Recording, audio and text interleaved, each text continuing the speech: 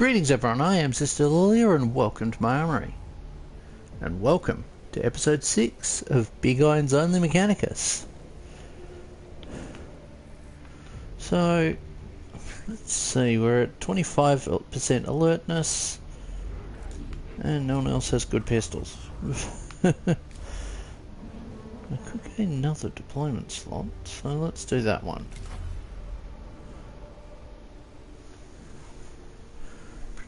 Detail.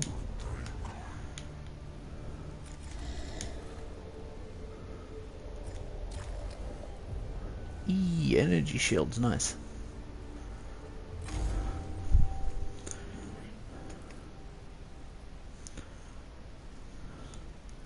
Magos, we have a problem. It is doubtful you would seize my attention with such alacrity. Were they going to plan? Subdomina. One of my Skitari units is escorting an Oculus topographus to produce fuller interior scans of the Tomb of Argle. They have become bogged down by Necron attacks and are cut off. They will surely perish if they do not get immediate support. And the Oculus? It will be lost too. And yes, I am aware it is worth a lot more than any of the soldiers' lives. Oof.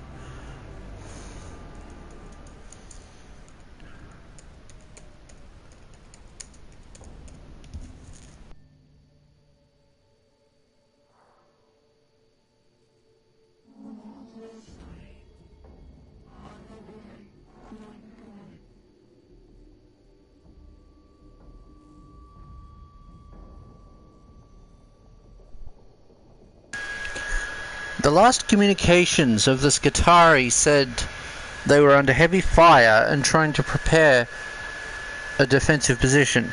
Since they've gone dark, they're either dead or the architecture of the tomb is interfering with their comms again.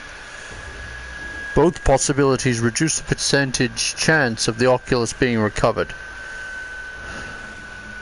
Which is why I need your tech priests on this, Magos. We need to move with speed and a hell of a lot of firepower. Well, I can provide one of those.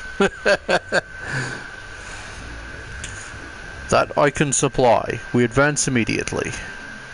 Yes, Magos. Thank you, Magos.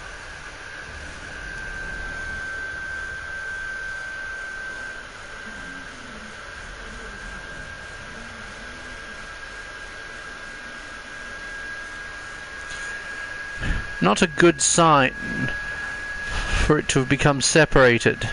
Perhaps it was damaged by enemy fire. In any case, it might contain some useful data. Let's secure the chamber first. Once we've secured the chamber, then we can, chase around a rogue servo skull. Or it could just burn out and we easily collect it. So, our objectives aren't many.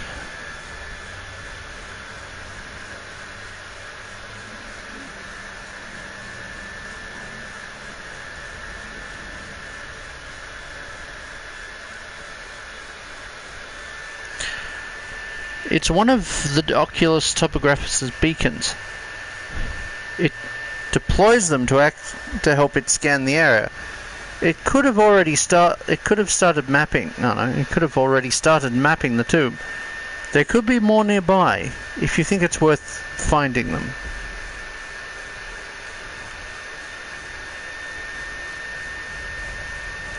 Yeah, I'm thinking the Necrons are probably...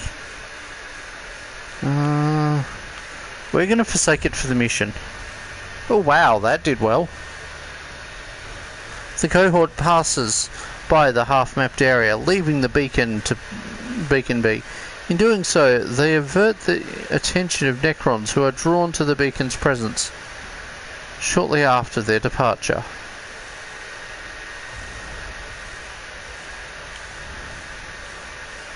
Now let's just make a beeline for it.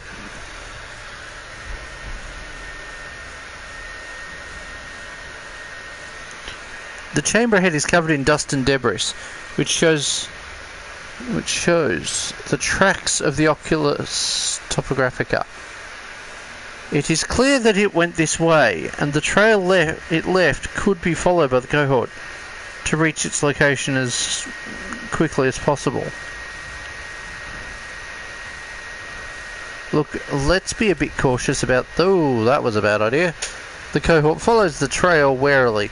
In doing so, they give the flanking Necron unit time to catch up. Gassed by streaks from the shadows, peppering the cohort with teleportive energy blasts before they can fall back from the trail. And we've found it.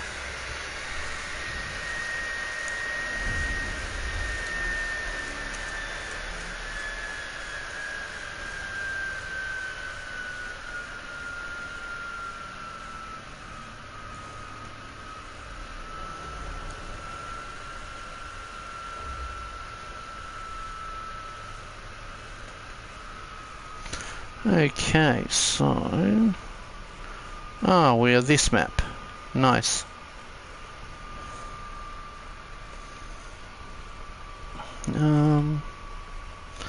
We really need a tech priest who's got the option to just fill the gauge. But I might just chuck you there. Now, what's down here that could be a problem? You can go there.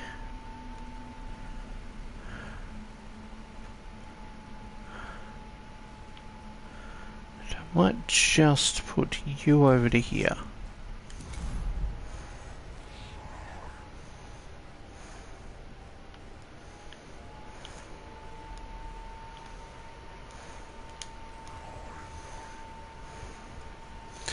Okay then.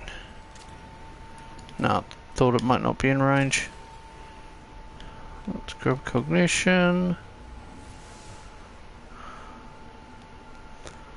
Now.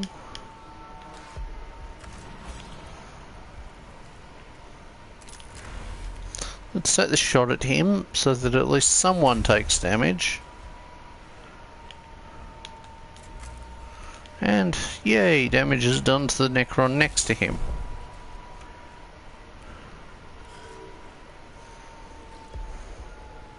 At least those can't steal the cognition this time.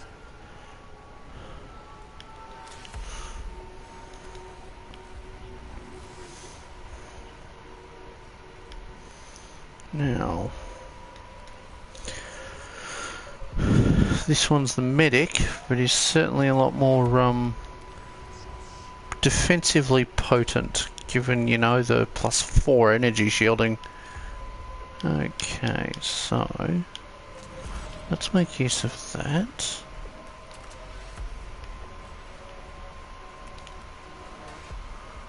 Since that thing likes acid so much, let's introduce it to some. Let's see if that does the job. No, it does not. Okay. That's unfortunate. Huh. Yeah, figures. Yeah, both of them took movement damage, because of course they did. Oh well.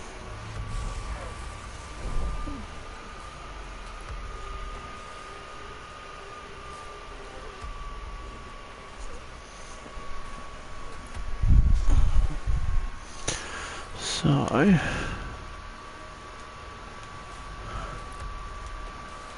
let's bring the gunslinger over to here. Chance we got full range on anything.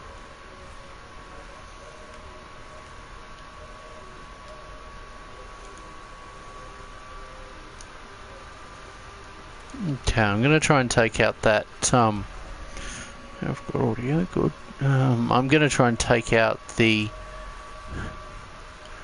what are we? That one? Using the macro stubber.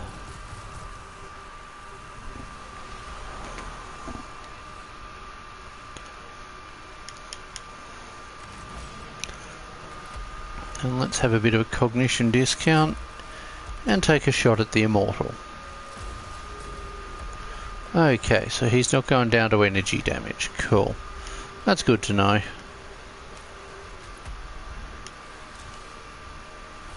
Now, grab that.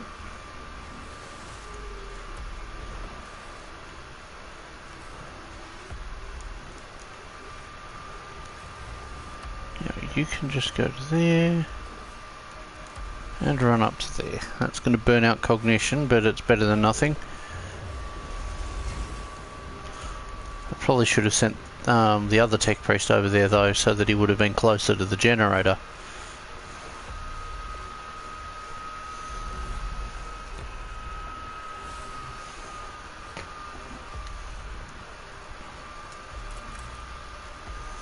At least that's going to do damage to someone.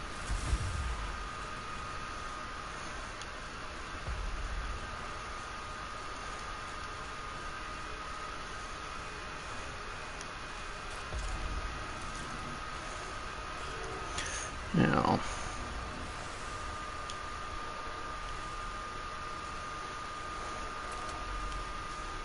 take the shot at him. Good, and it critted, so it got rid of him. Now, what's the stats on that warrior? Gone is the stats on that warrior.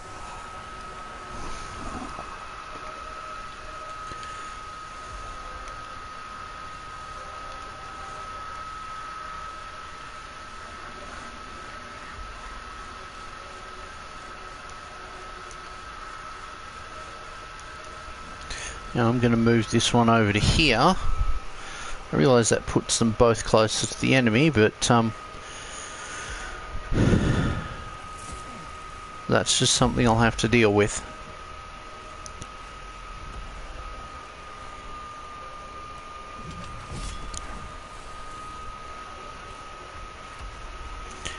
Now I really got to deploy troops soon. But I wanted to have at least one tech priest on mission.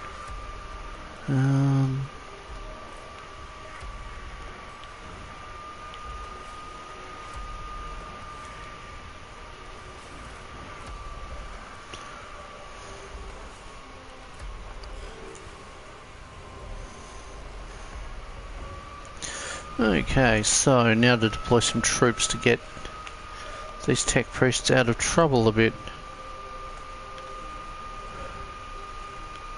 Who do we know the weaknesses of?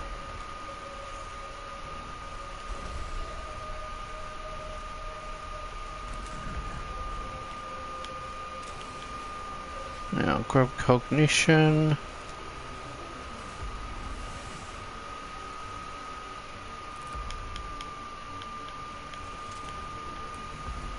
Nothing's in range, okay.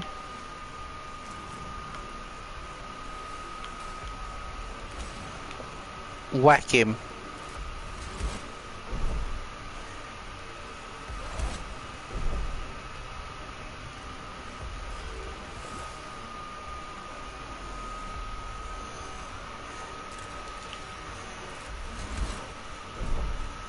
Guess that didn't do very much, did it?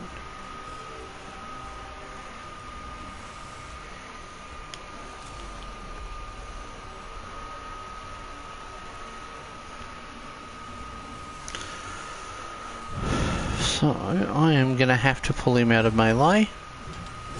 That is, of course, going to mean he gets injured, but, well, I'll have to work with that. So, a thought occurred earlier while I was looking at some of the single miniatures out of the Sanctifier's kill team from last year. What if I got 6 of them, particularly 3 of the ones with the banners, and 3 of the each of the 2 styles of ones that have got a tall pole item, and made them and ended up making a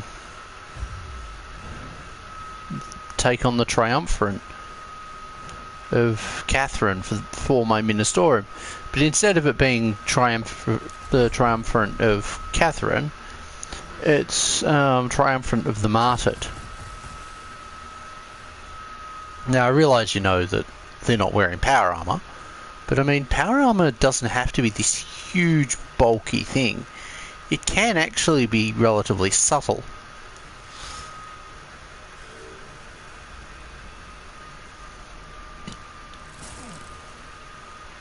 And certainly there are rarer versions of power armour in 40k and artificer armour that are a lot tougher. Yeah, they're not doing very much, are they? Free cognition!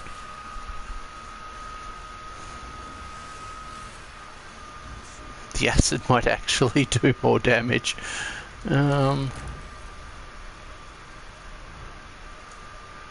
Be gone.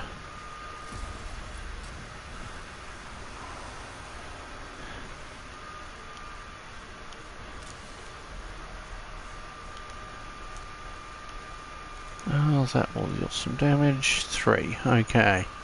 They do not have any grand weakness.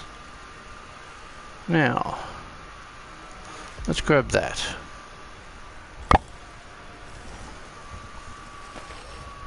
Pardon me there, I just bumped the mic with the glass. But yeah, like, I mean, I'd have to set up something different as the central icon, central item, and I mean, making a base that's got stairs on it always seems like, outright seems like a fun idea. That Necron warrior was spinning around. It's like, Anakin, I'll try spinning. That's a good trick. At least it's not as much of a spaz out as happens with those. Oh, what are they called? It's not wraiths. The little things. I can always find out what they're called, just despite not paying attention.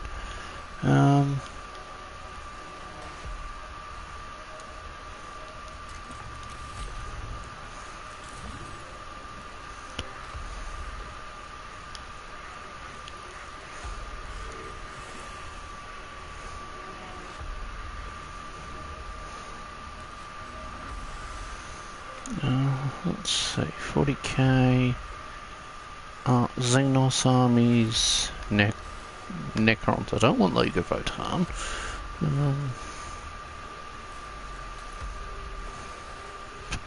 I love some of the Necron terrain.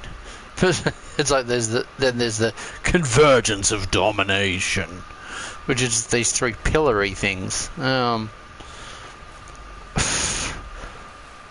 Those Indomitus ones, $87 Australian for Leviathan, for what looks like the Indomitus Necron warriors. Wait, does the Necron warrior sprue actually come with 3 squads of scarabs? Oh, that's neat. That's useful for me, but still, that's a bit mental. I love that. It's like the Locust destroyers didn't get updated, but instead of the old, what are we, like 5th or 3rd edition? I don't think the 3rd. I think, yeah, actually there might be 3rd. 3rd or 4th edition Necron destroyer models, and then you just scroll down a bit, and then there's the Locust heavy destroyer, which is just this big thing with a massive cannon. I actually think I have the parts for parts of the cannon. Just the cannon, not the rest of it. I love the Hexmark destroyer. Just here, let me carry 4 pistols.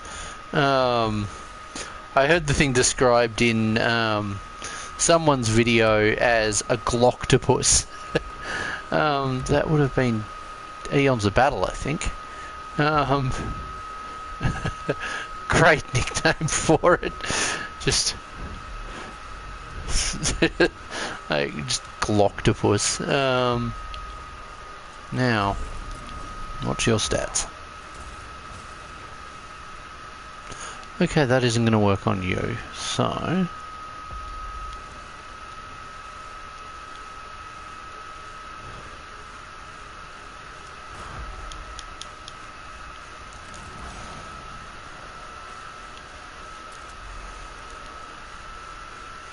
Let's just use that on that. I'll try and get rid of as many of them as I can. Don't think it did anything. Yeah, he's probably going to have to walk out of combat. I really should just add that perk, get that perk for all of them. Now, run in here and save your master.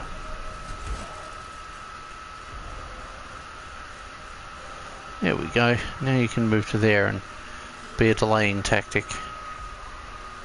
And he gets shot at. Oh, well, at least he absorbed the damage.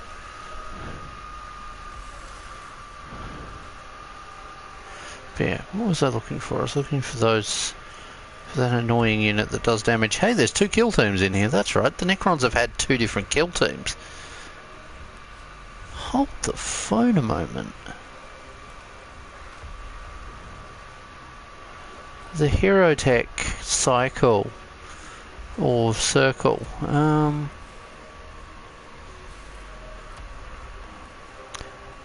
Yeah. Wow, they've got three death marks. That's potentially quite potent.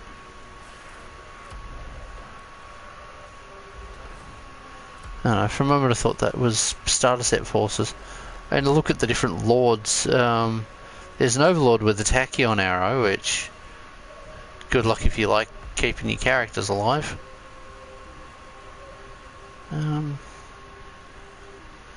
That's definitely not wraiths. That unit definitely wasn't a wraith. Maybe they're a unit that doesn't have rules anymore.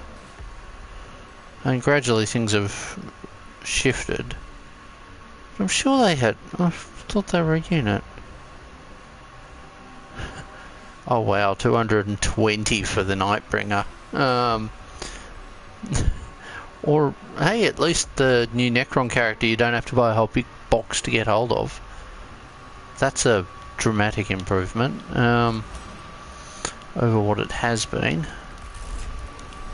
Let's just destroy that.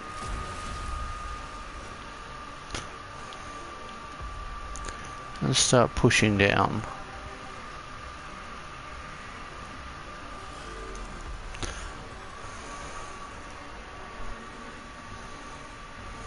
Also, wow, 315 Australian for the monolith. That's kind of wild.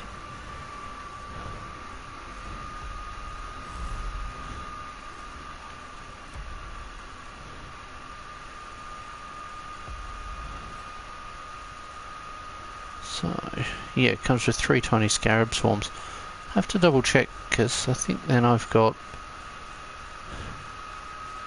I think I've got them from, because I got a starter set a few years back, but I'm not sure if it's got all 3 scarab squads in it.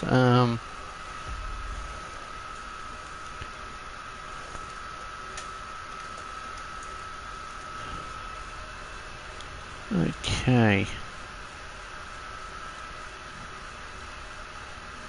You can come down here.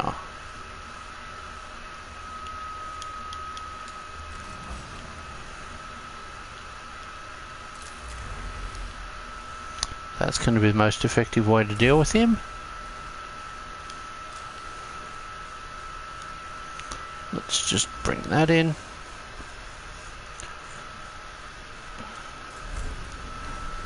Hey, it's overcharged. Nice.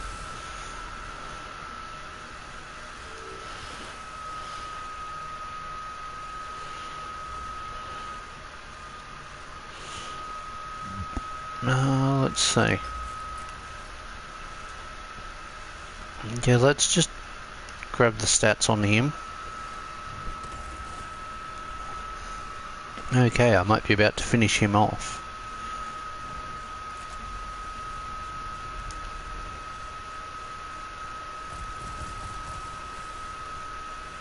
Or not. Okay, let's grab cognition. I just want to make sure I have plenty of it.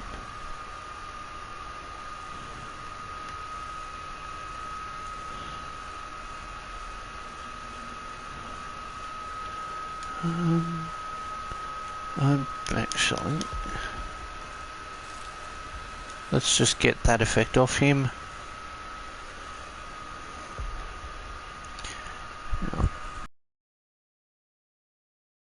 Bring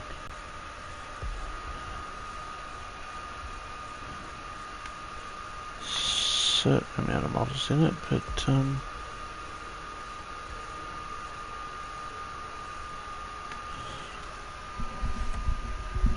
so I think that's all I can do with him for now.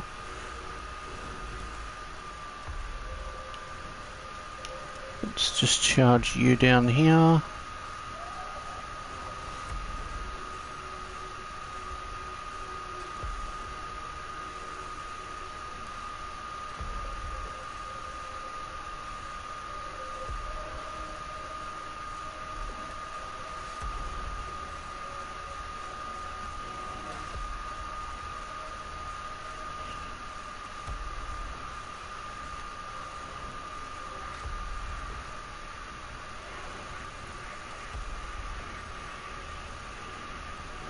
Why does Must Containing Minis website break? Why isn't it letting me actually look at the images? Just it was the first site that I looked at for it, but I'll look somewhere else. Now,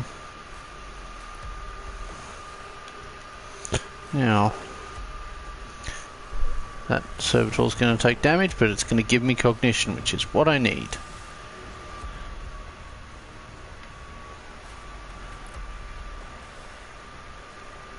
Oh no, this recruit edition comes with 3 scarab swarms, which means there's 3 of them on the same sprue. Cool. Which means it's the same sprue. Because that's fair, apparently.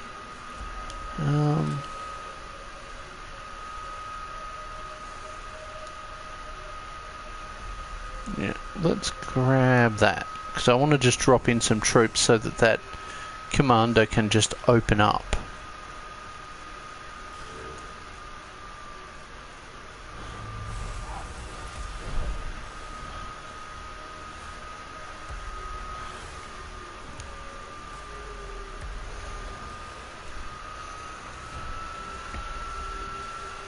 Yeah, also the looking at the warriors kind of is me thinking around the Mechanicus 2 project. Also, $96 for 5 flayed ones is a bit demanding. That's a bit ridiculous, don't you reckon?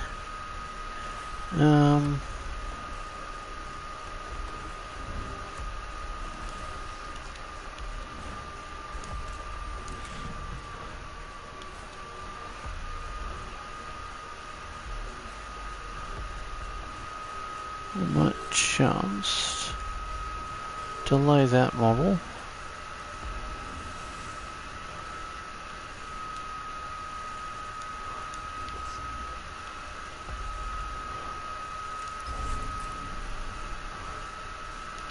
Let's take the shot at him. And we won without having to deploy troops. Nice. Wait a second, what do you mean we haven't won yet? Let's change the lack of winning, shall we? There we go. So, I'll find out what the thing's actually called.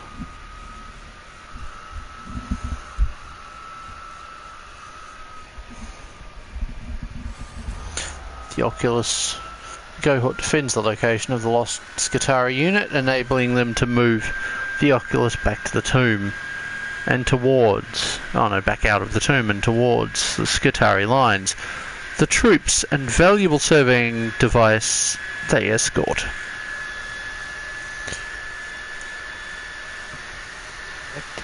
Are saved from perishing in the tomb of Arglare. The squad survivors are back at our lines and the Oculus has been salvaged. We have been set back in our exploration of the tomb of Arglare, but not nearly as far as we would have been if the unit had been lost. is the Oculus Topographicus providing data.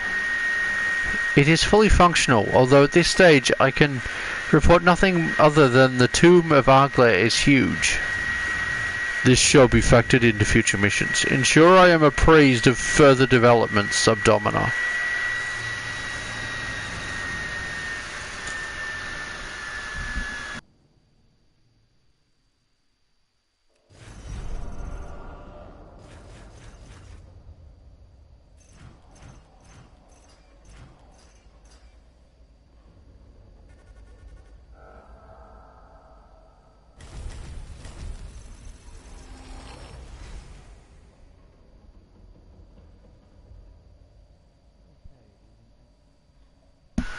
Okay, it isn't actually letting me select that unit. Oh well.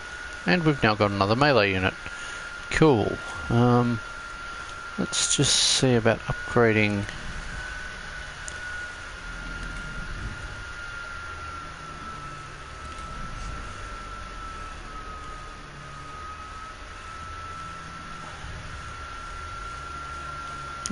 Let's actually... Do I want to... What armaments have I got him with? I've got him with full armaments. So, yeah. Blackstone after upgrade. That was pricey. Not much I can actually give him, really. Because the acid damage pistol's actually really useful. So... Canoptech Actorite. Let's see if that was actually a model.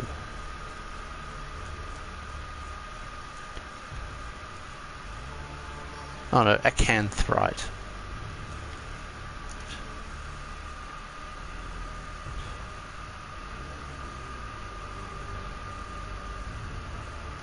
These things are Legends unit?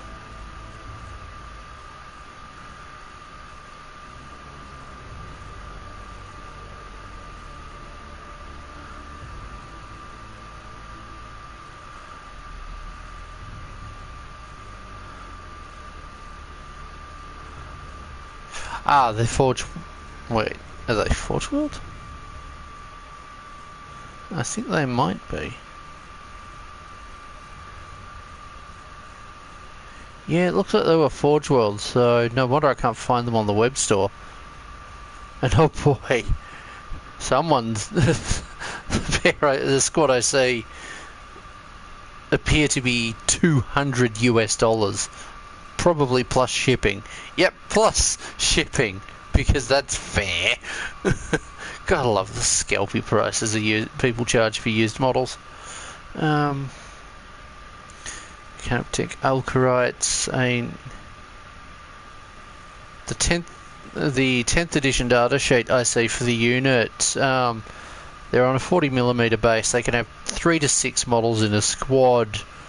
Their ranged attack is a cutting beam melter 2, 12-inch range, 1 attack, 4+ ballistic skill, strength 9, AP minus 4, damage D6.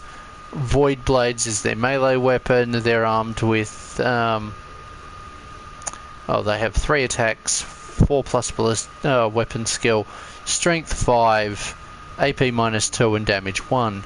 Damaged armor. In your shooting phase after this unit has shot, select one enemy unit hit by more than one of these attacks. Until the end of the phase, each time a friendly Necron model makes an attack that targets that unit, on a critical wound, improve armor penetration characteristic by 1. Okay.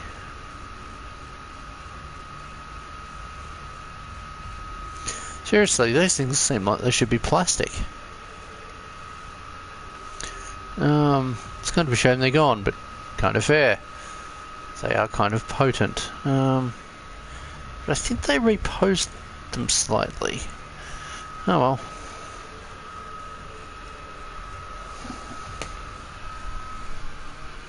So, what one do I want to do? Do I want to do lock and key, or do I want to do Videx?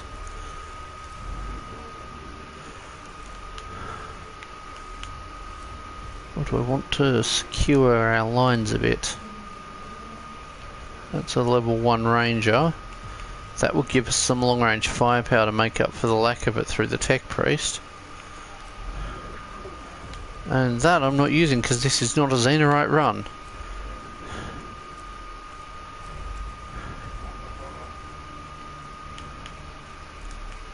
The hard choices, hey? Let's do this one just so that I can have that and the bonus cognition. Or, no, bonus Blackstone.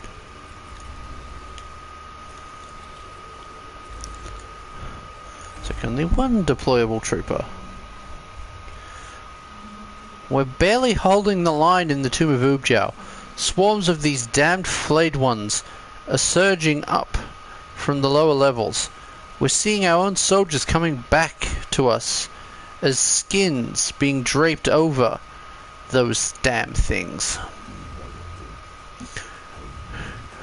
We must keep the tomb open. The foulness of the place is not permissible as a factor in preventing us from completing our mission. We don't all have our emotions locked away for our convenience, Megos. My Skitari cannot fight under these conditions. If morale keeps falling, we'll lose the tomb. I am not ignorant of morale. I'm not ignorant of the morale of less augmented personnel. This situation requires remedying. We need to stem the flow of flayed ones. Otherwise, the place will end up our tomb as well. Indeed it would.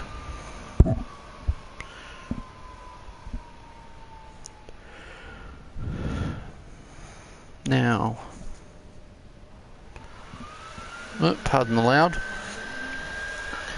The lower levels are swarming with flayed ones. If we seal key passageway to those lower levels, we can hinder their movements to a manageable rate. Mission doctrine suggests a cohort with demolition charges would be a viable solution. My thoughts exactly, Megos. It's not just danger to my men that worries me.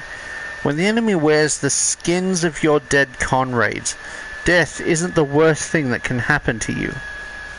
Indeed, that'd be beyond traumatic. It's a bit like, you know, the Reapers and them turning everything into husks. Jeez, that was dark. That was dark and brutal. Let's choose the glowing green option. Yay, we got stuff. Health, mainly.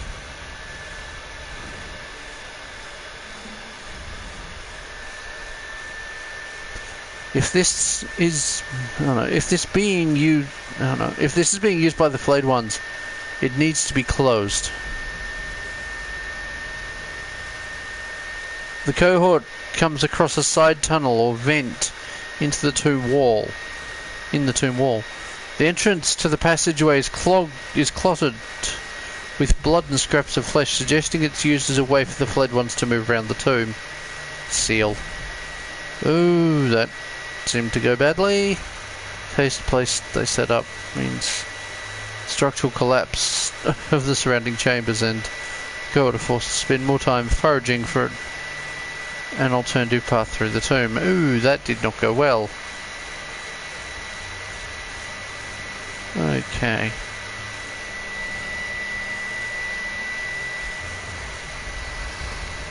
Oh, that's not good.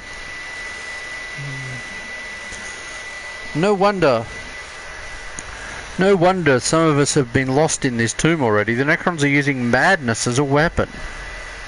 The journey towards the lower levels of the Tomb of Ubjar passes through a chamber where someone has scratched marks over the walls. With a fury and ferocity that can only be the result of madness. Has one of the Skitari gone insane in the Tomb of Ubjar? Let's look. I know that we're supposed to be annihilating the flayed ones, but I want to take a look around and make sure. The cohort searches the area nearby for the scrawlings. Instead, they find only more scratchings indicating an increasingly deranged mind. The madman hid caches of trinkets and junk along his wood path, which prove to contain a few valuables worth salvaging through, though whether they are worth this otherwise unproductive detour is another matter. That is a hint at a future mission. So, let's just go there. Now, pardon the back fan noises, that's the game console that I'm playing on.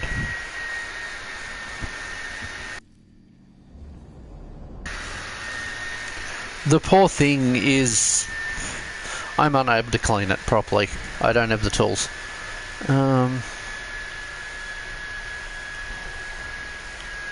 Let's just push up.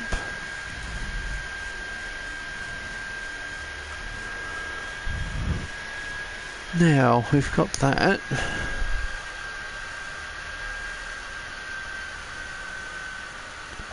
But yeah, I've actually got a Recruit Edition set from that I got late 9th edition.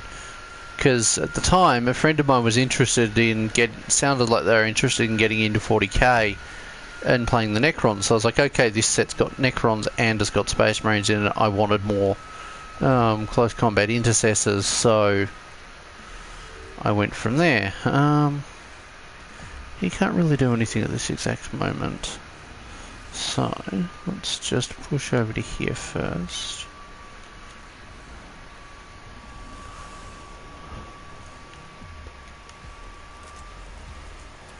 Actually, let's not waste already precious cognition just yet.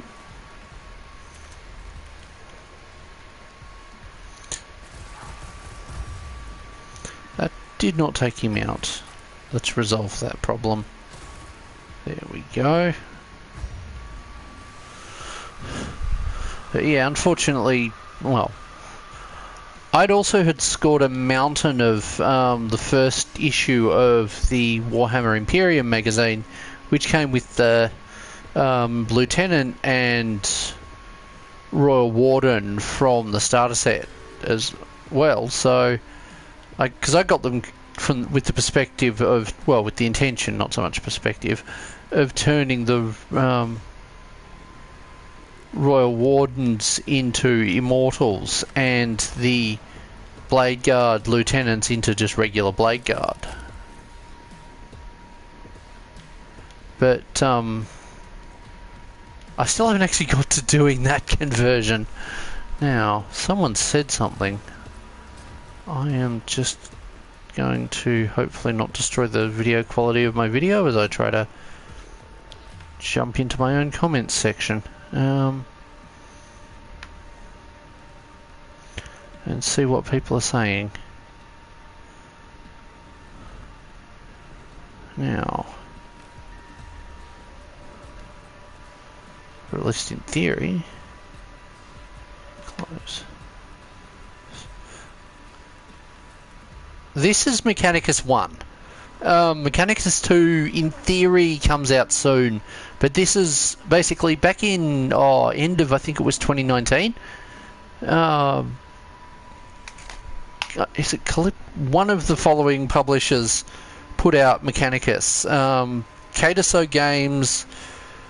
Actually, I think it was Tiresus Games that did it, because they're, doing Mechanicus 2. Now, I do challenge runs of this game. I've done multiple melee-only challenge runs. I've done an impossible difficulty challenge run.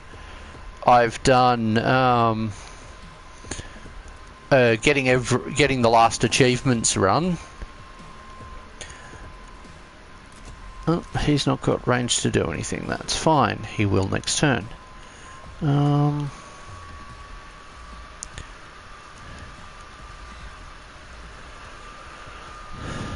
Now, this tech priest is going over to here.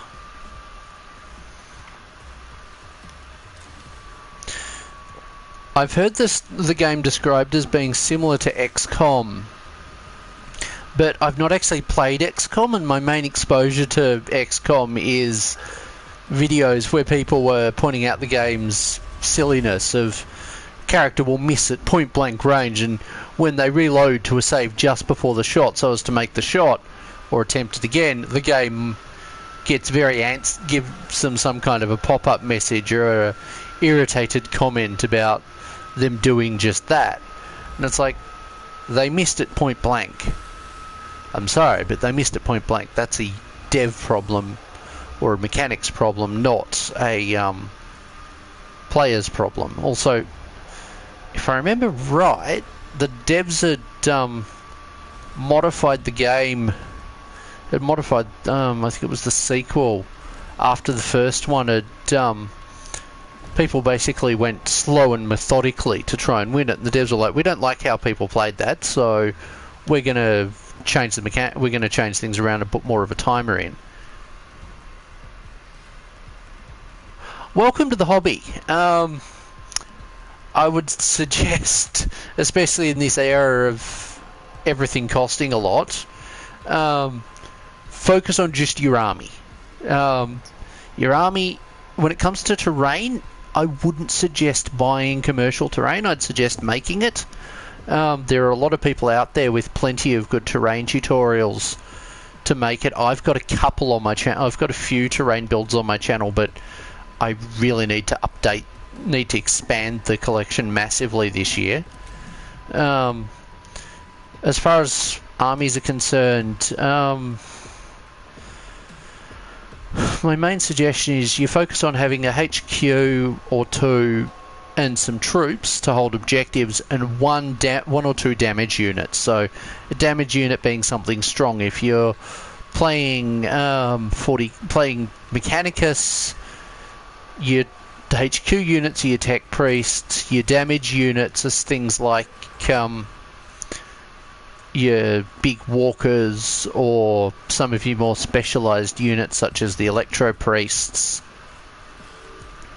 Tech priests also can be a damage unit depending on how you run them. Oh, he took some serious damage. But the thing I like with... Oh, is he in base combat? No, he isn't. Okay.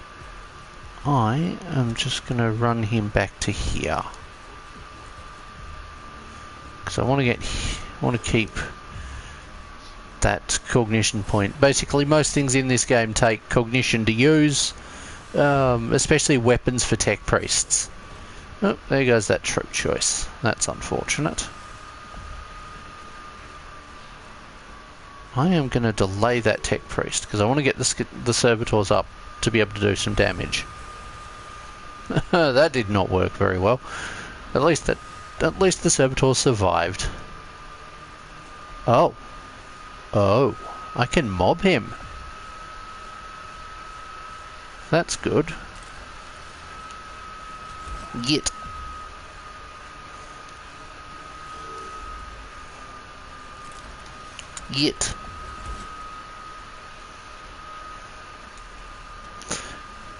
Because I want to get the tech priest off that platform and into contact with that glowing tower there, because basically everything needs some level of cognition to do, and you'd get cognition from the generators. Now, the sequel to this game changes a number of things, but from what I learned off the demo or tutorial, yeah, it was a demo more than a tutorial. The tutorial's probably going to be the same. Oh no, there's still more I can do. Okay, so who's next? He goes next, and he goes next. Okay. So let's just open up on him with that. Different weapons have different effects, such as the gamma pistol that I just used there will reveal the stats of enemies. One of the other pistols I have does the same thing. This run is very much a pistols only run, with the exception of mechadendrites and support equipment, but I deliberately set the game to not have the option for melee weapons. That being said, there is a melee option that may yet be available. It just hasn't provided the option for me to get it, and that is via mechadendrites.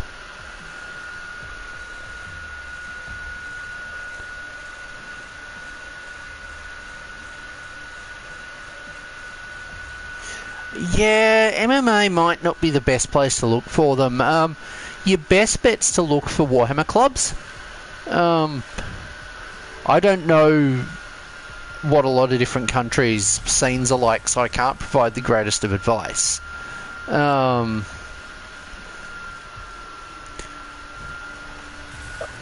Like a lot of tabletop gaming shops will have a Warhammer club there, and you can usually find a good collection of friends that way. But it does come down a bit to luck. I say a bit, but not by much. Now, different tech priests have different abilities. The ability I'm just using now is one from the Secutor skill tree, which lets a tech priest command all nearby troops within range of a target to attack that target.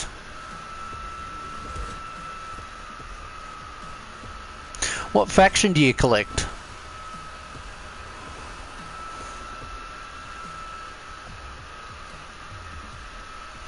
Now, so I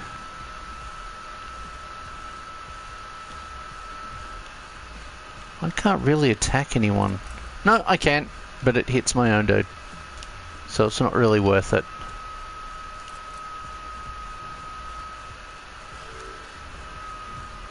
Okay, more foes down this way. Oh boy, that's doing well.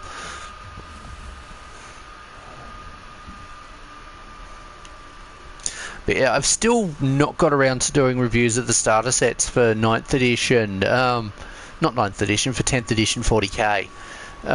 Back when it launched, I got Leviathan and split the set in half with a Tyranid player. I recorded the entire Space Marine section, but I didn't get stuff finished in time to post it before some of the comments I made in the video became invalidated by announcements. Oh yeah, my advice would be, if you can, find a Games Workshop store, or as they're normally called, Warhammer store, and talk to the staff there about if they have a gaming night. Alternatively, see if you can find any tabletop gaming clubs nearby, because those will be a good place to actually find it. Otherwise, I mean, you can always just collect the miniatures. Games Workshop will post things to people in most countries, unless there's embargoes going on, or certain countries they won't ship to because of issues with people nicking packages, but or because of international rules that affect ability to ship things to people. But alright, I have a troop unit I can bring in, don't I? Let's just drop him there. Is there a faction Dark Angels. Dark Angels are a pretty cool faction, or sub-faction of Space Marines. You've got some really cool units. There's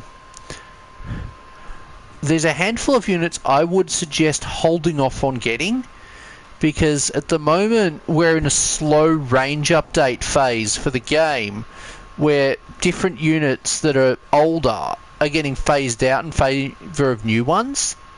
A good example is I would suggest against getting Vanguard Veterans, because they're probably going to get replaced next edition.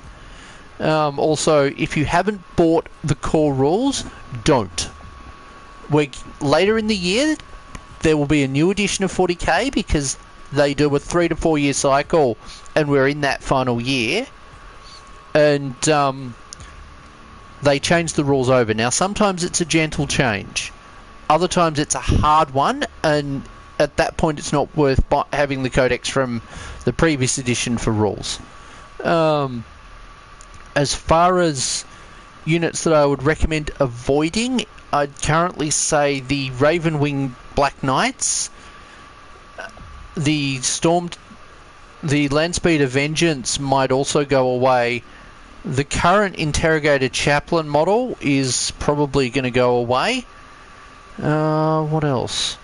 The old model of Samael, which is a character on a big floaty bike thing, is probably going to get updated soon. What else would be likely to go out of their range? Because they've got a lot of stuff.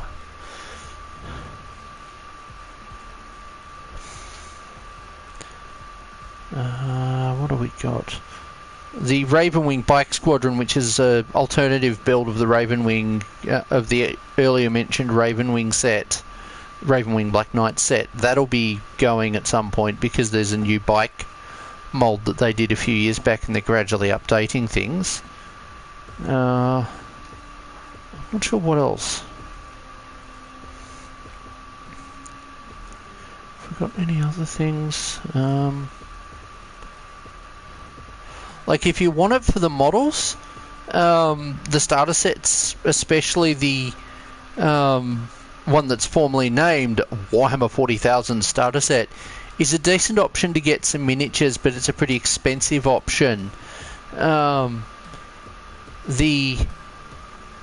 it's referred to, Combat Patrol starter set, which comes with some terrain in it, I personally think is overpriced. So I'd suggest against it. The basic Warhammer 40k introductory set that's got 5 Space Marines and a squad of Tyranids doesn't have the right paints in it to help you paint Dark Angels. Oh, they kept the old Dark Angels upgrades and transfer set. That's neat. Or is that the new one? But yeah, a lot of the Dark Angel stuff is gradually updating as things turn over. I'd say the one model that's probably not going to go anywhere is Lionel Johnson, because he just came out last year. Or, actually no, not last year. It came out a couple of years back when Angron was released, which I suspect will probably mean not very much to you. Also, the Ravenwing Dark Talon and alternative build of it, whatever it's called, fighter, are probably going to go at some point soon too, because they've been phasing away from flyers. It's a shame because it's a cool looking kit, but aircraft have been less and less favoured in 40k over the last, I don't want to say 10 years, but I want to say more like 8 years. But like your Dark Angels, Inner Circle Companions, your Deathwing Knights, Belial, Grandmaster of the Deathwing, Asmondi, Master of Repentance, and things like Terminators and so on are they'll stick around. Did you leave any other comments that I've missed? That's fair. In all honesty, I'd probably say a good place to stay if you're wanting to save money but still be into Warhammer is mainly just focus on the books and media. There's a plentiful amount of books, especially through like Black Library, but there's also a plentiful amount of... There's an ever-growing amount of games. Unlike Star Wars, the Warhammer IP has actually been handled pretty well on a video games front. Like Star Wars, I'm a Star Wars fan, and straight up, Star Wars is in its neglect phase. Not as much as it could be, but could be's and are two different things. What was that enemy's resistance? Okay, he has a shield against energy, so I'll use a physical damage weapon on him. Different weapons in this game have different cognition costs. Also, the game uses cognition points. Do not abbreviate that. I kind of wish games would move away from words that are abbreviated into those two letters.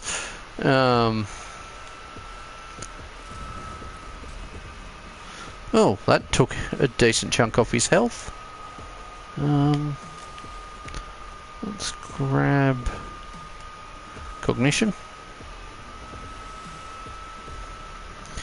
Now I know the objective over there is to get as much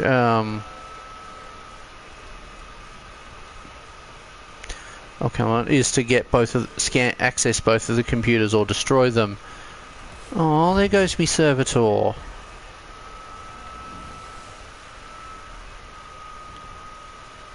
Okay then, so I'm going to use that to buff that troop up a bit.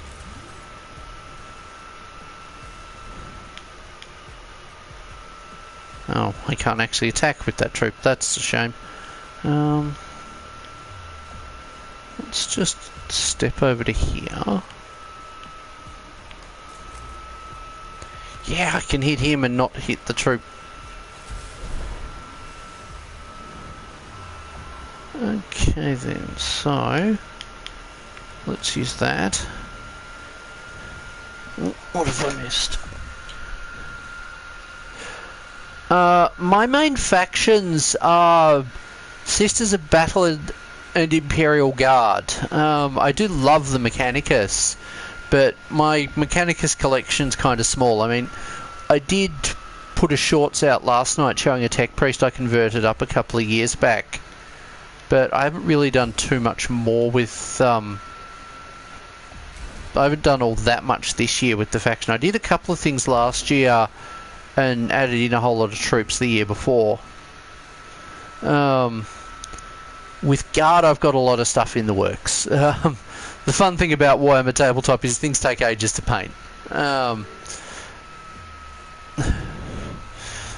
least with Space Marines, you're mostly painting armor, but if you're better at painting fabrics than you are at if you're better at painting things to look like fabric than you are at painting things to look like armor, you may well struggle with armor, which is a strange thing to say when all the starters have Space Marines in them who are basically just walking suits of armor.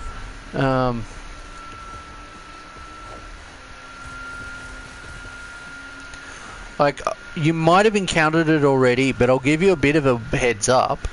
Within the 40k fandom, there is a running joke of the Dark Angels being traitors and the Alpha Legion being loyalists. The actual lore doesn't support this, but memers are memers, and they'll share whatever jokes they can get away with.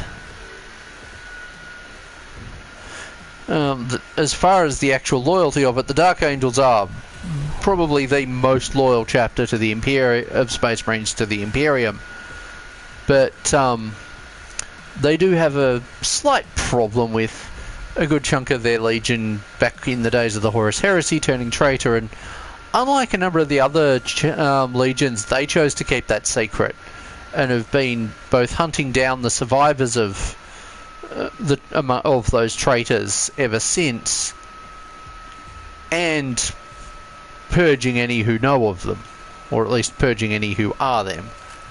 Now, let's just take the shot at him from the back. Did that do it? No, it did not. Okay.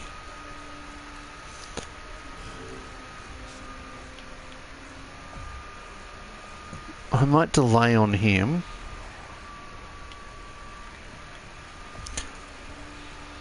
Let's grab that. Now, when I get that second computer, this mission's gonna end pretty quickly. Let's just hit that. Or, not so much this mission, but this exact room's battle. And my console will get even louder. Poor thing's been overheating for years. I've needed to take it in for maintenance, but it's just not been in the budget. And it's been my main active console for too long, so yeah.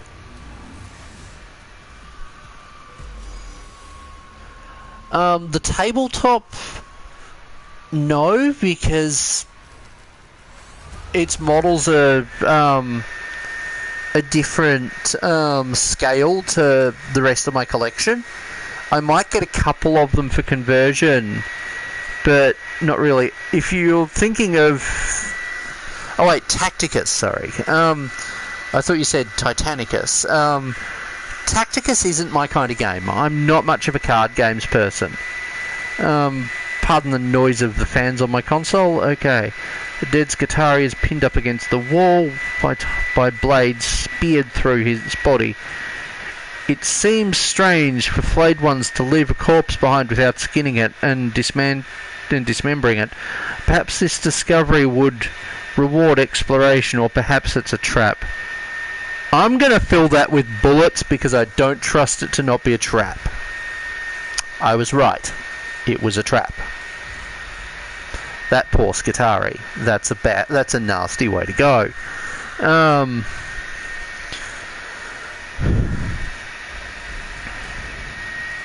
Hey, that was lucky. I actually scrolled for the other one, but my controller stuck and slipped back up. Let's go forward.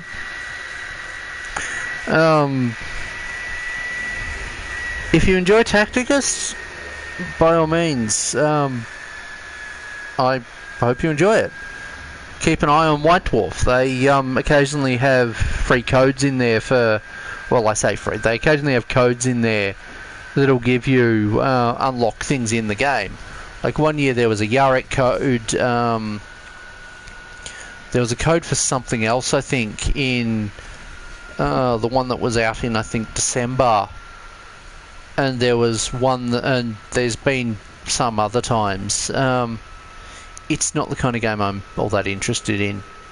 Now, by contrast, Adeptus Titanicus, the video game, not the tabletop game, I gave a go to a few years back. It was an experience, is the easy way to put it. It, at times, played great. At other times, I found the controls to be annoying. And at the moment, I don't think you can even buy it, because I think the devs have actually abandoned it, which is never a good sign.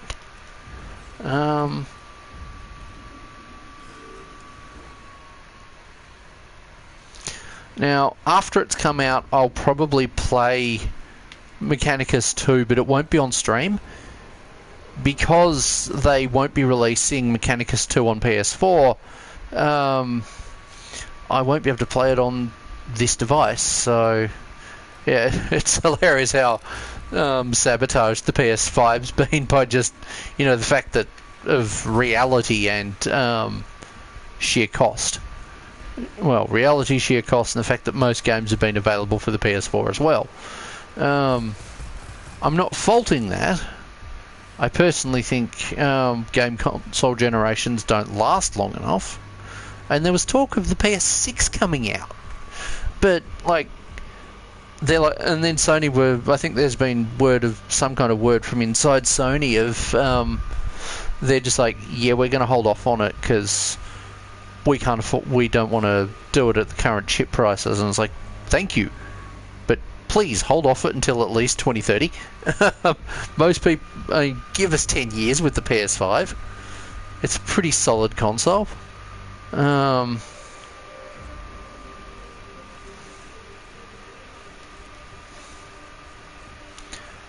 Now, no, I don't want to hit my own dude. I do want to hit this one. And that'll annoy him.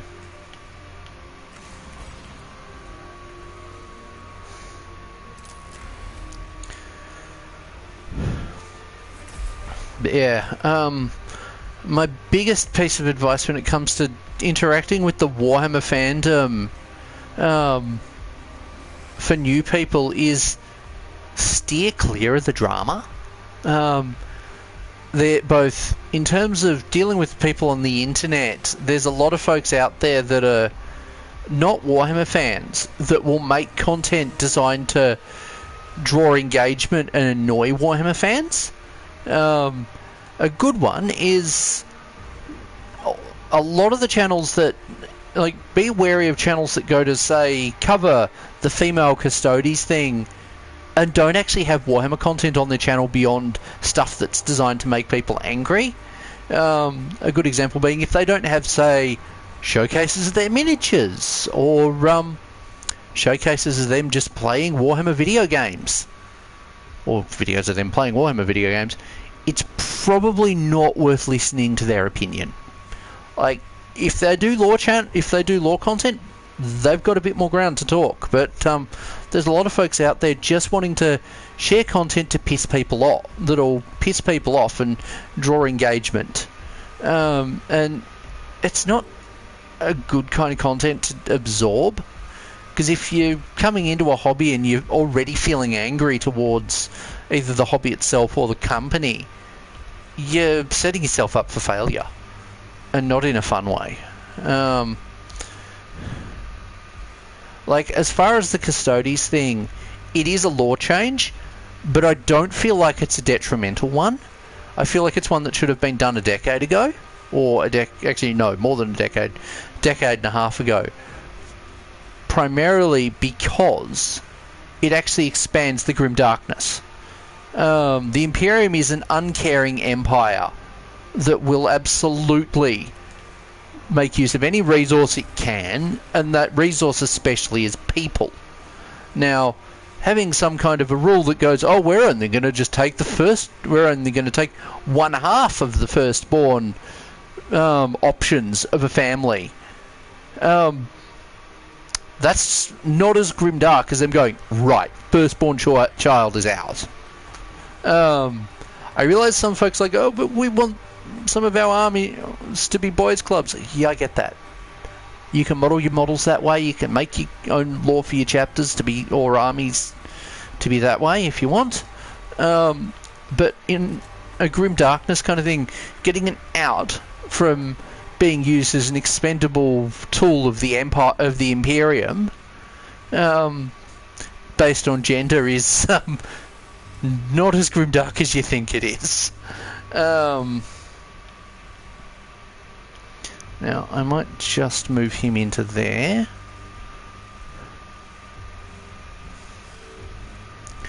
Like, the Custodes, the old law was that it was the firstborn sons of the nobility that the Emperor took and turned into into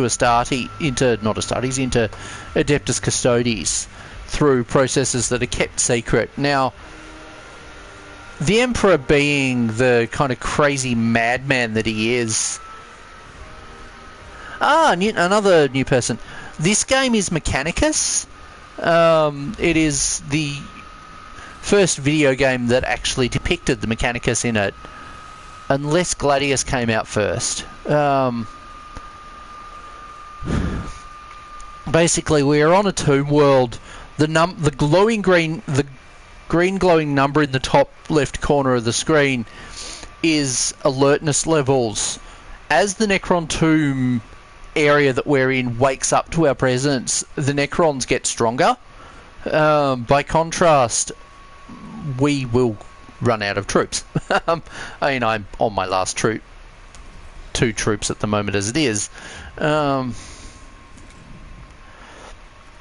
But basically, we're doing a mix of ascertaining the threat on this world and trying to essentially win.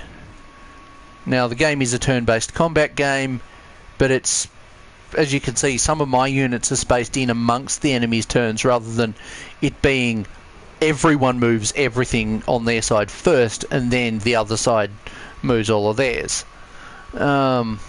I personally love this game. It came out in 2019, if I remember correctly, and I am playing the PS4 version of it. If there's a PS4 version, it means there's probably a PS5 version through backwards compatibility. It's on like every main gaming platform if you want to give it a go. I don't know if there's a sale on it at the moment, given there's a sequel coming out in a minimum next month. Potentially later, we don't know yet, because they had to make a whole lot of changes after the demo wasn't exactly well received. Well, it was well received, but people pointed out it was in a uncommon form for how developers seem to work these days. Actually listened and went, okay, we get that you don't like this stuff. Some of these things that we've done, we're going to change. A big thing that they've changed with it is that units will generate cognition through their actions rather than having to harvest it off the glowing towers, or off just killing things, which is honestly an improvement. At least I'm not short of cognition this mission, or in this exact battle. for the Emperor and the Omnissiah. Although, depending on the versions of the law you read, they're the same thing and also not.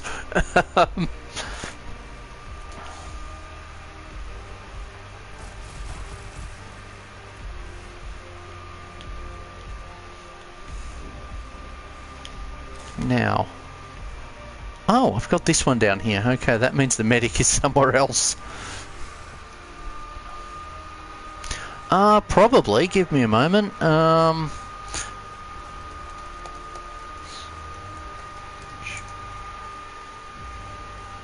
It's on Switch. The Nintendo Switch store is showing it as like you can find a digital copy, and that'll be the easier way to find it. Which is, the title is Warhammer 40,000 Mechanicus.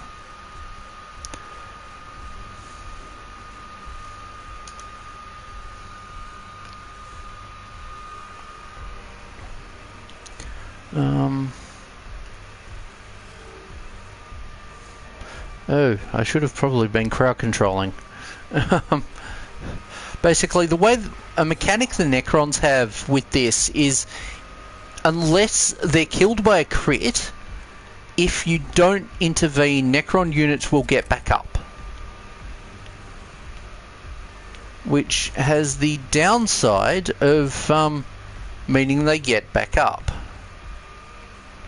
Now, I'm sorry, troop unit, you're going to take a hit. Now, some units, like the Servitors, yeah, Mechanicus 2 will probably be on the Switch too. I do remember, let me just check the actual website for it, if I can find it. Mechanicus 2 homepage, that should tell me. Okay, I don't see anything about it being on Switch yet, but that's because they'll have to work out the Switch port. It is on PC. Well, Mechanicus 2 will be on PC via Steam. It'll be on PS5 and on the Xbox X /S. More than that I can't really say, because that's what information they've put out. Mechanicus 1 isn't graphically demanding most of the time. My console is just running loud because the poor thing needs new parts, and is not good at dispersal of heat. Plus, you know, overheating's been a problem for game consoles the entire time there's been game consoles. Okay, let's buff damage to troops. Not that it's the most useful. Let's get rid of him. At least that infiltrator is within range to open fire. Haha, we get cognition back. Nice. I am gonna move. Sometimes though, with Mechanicus 1, the map does weird things, like that tile there that you can't move onto. That'd be a nav mesh issue that the devs didn't fix. Minor nav mesh issues happen, and sometimes the same map will have different nav meshes. It isn't something that's normally that much of a problem, so I've talked about it more than it really is worth bothering about too much. But yeah, like this thing, like Mechanicus 1 on PC. Ah, crap! It wants me to do stuff with Steam. Wait, I'm on the internet. Why am I opening second internet?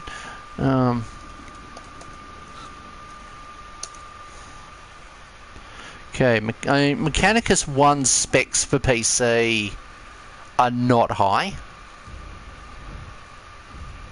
Like, if I can get into the base thing, minimum requirements, like this thing runs on Windows 7 and 8. But does require a 64-bit processor. Runs on an i3 core or equivalent that's 3.30 gigahertz. 8 gigs RAM memory. Graphics only needs 2 gig. And it only takes up about 11 gigs of storage. That's the PC version. And as far as I love that there's still a sound card, they still mention sound cards on here. I mean, it's DirectX compatible. Like, I remember when sound cards weren't a common thing. At least one of my computers didn't have one. How much health has this guy got? He'll be able to take it. Oh, it's the medic. He'll definitely be able to take it. Or he would if he could move. Okay, you know what I said about... Oh wait, never mind the nav mesh issue. It's a case of the enemy are too close. Literally too close. They've blocked him in.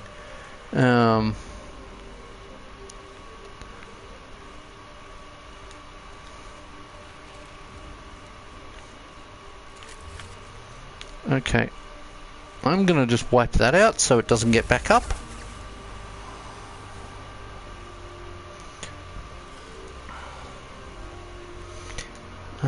He hasn't got anything he can do, has he?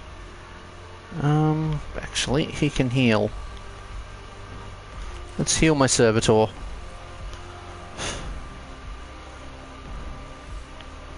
And grab some cognition while I'm at it.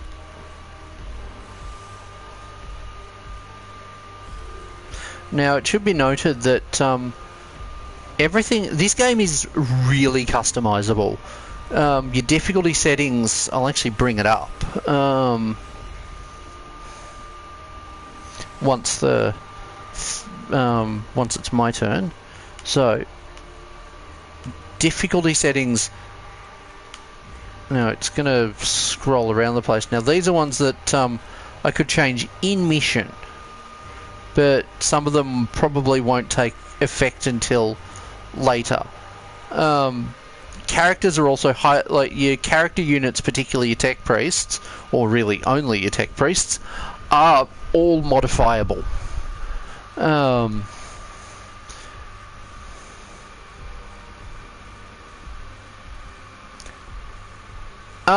As far as I know, he's canon, but Warhammer has this kind of thing with canon where everything is canon, but only some things aren't propaganda, is I think the term that I've heard used. It really comes down to what the writers say. Now, I'll admit, Kaido is absurdly overpowered, but it wouldn't surprise me if, you know, that was just a canon thing. I mean, 40k's had its fair share of overpowered characters before. I'm trying to remember a few of them off the top of my head, but there is a plentiful supply of them. Okay, that needs to be got rid of.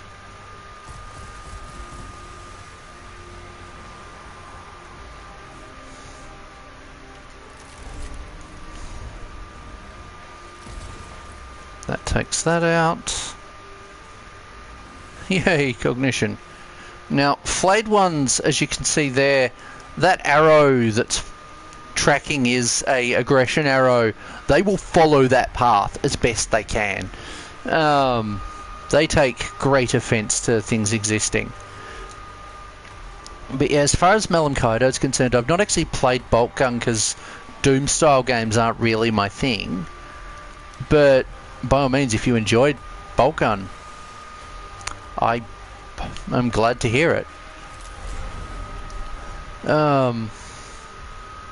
I do like the idea of them bringing Sisters of Battle into the sequel.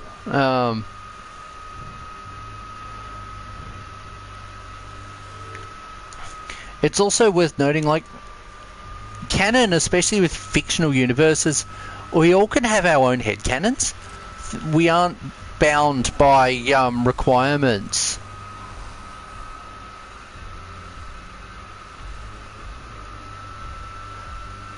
Are we talking bolt gun or Mechanicus?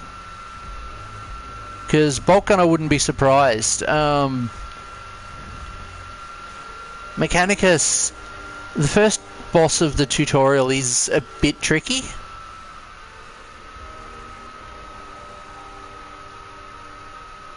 Yeah, Titus. I don't think GW expected the success of Titus and of Space Marine 2. Because, like, normally the turnaround for new models for 40k is roughly like 3 years. Titus got a new model with a bit after 2, and they'd released a single lieutenant after around the same time as the first game. Not the first game, it's the second game. Or as Space Marine 2. I would have liked Titus, Captain Titus, back in the days of Space Marine 1. That would have been really cool.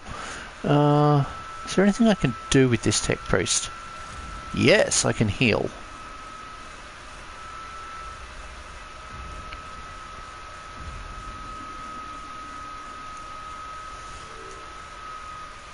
Yeah, that doesn't surprise me.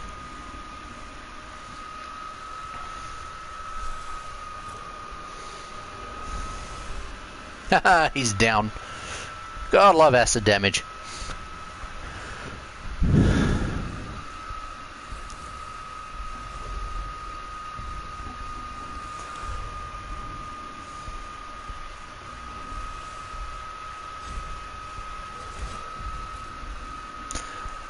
This is, well, that's the fun part. Oh, damn it. I should have hit that other console. Pardon the loudness of the game map. The archways of the tomb leading to the tomb, lower reaches of Tomb of Ubjao are rigged with demolition charges by the cohort, which when they detonate, the entire section of the tomb collapses, filling in the flayed one's route with a massive amount of rubble and detritus. The flow of flayed ones is stemmed, and the Skitari in the tomb have a rare win of reprieve. Get a rare reprieve. It's on PS4, but you'll have to go through the web store for it because finding physical copies is actually really rare. I was lucky. They did a short run of them, and they ended up putting them on sale because not enough people bought them. But like Mechanicus, this version of Mechanicus is the PS4 version, which is why my console in the background is screaming. I really need to get that thing fixed. But there is like Mechanicus is on Switch. It's on PC. It's on Xbox, I believe. I'm playing it on PlayStation. Bolt Gun is on PC, console. I think it's on like all the consoles. Oh, the soundtrack for this game is glorious. You just can't hear it properly over the sound of my console, probably. Like, as far as game soundtracks go, my top 2 40k game soundtracks are Space Marine 1 and Mechanicus, followed by Dawn of War 2. Funny enough, I have the soundtracks to all 3 of those. Now, the one Dawn of War game I would suggest avoiding is actually Dawn of War 3, but that's unless you are a League of Legends player, in which case, before you start playing some of the other Warhammer games, jump onto that. Skitari should have, the Skitari should have the pressure taken off them for the time being.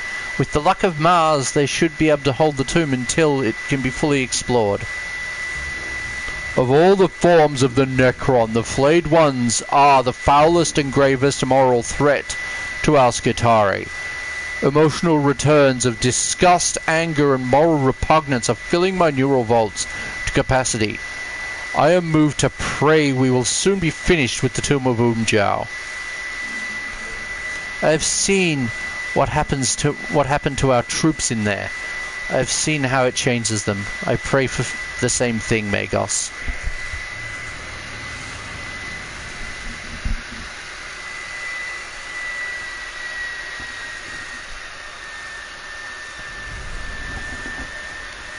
Okay.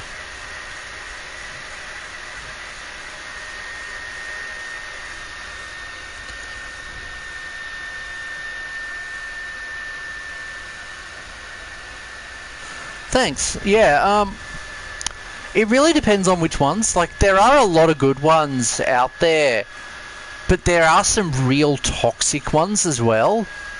I'll say right now, be wary of the ones, particularly on like places like Facebook. What's this? New canonical unlocked. Perform energy attacks. Oh, okay. Oh, that's interesting. Move. We get a movement one for moving over 2,000 meters. Nice. But yeah, be wary of the spaces where there's loud amounts of culture war stuff going on, because those tend to be filled with the most toxic people, regardless of what your political affiliation is.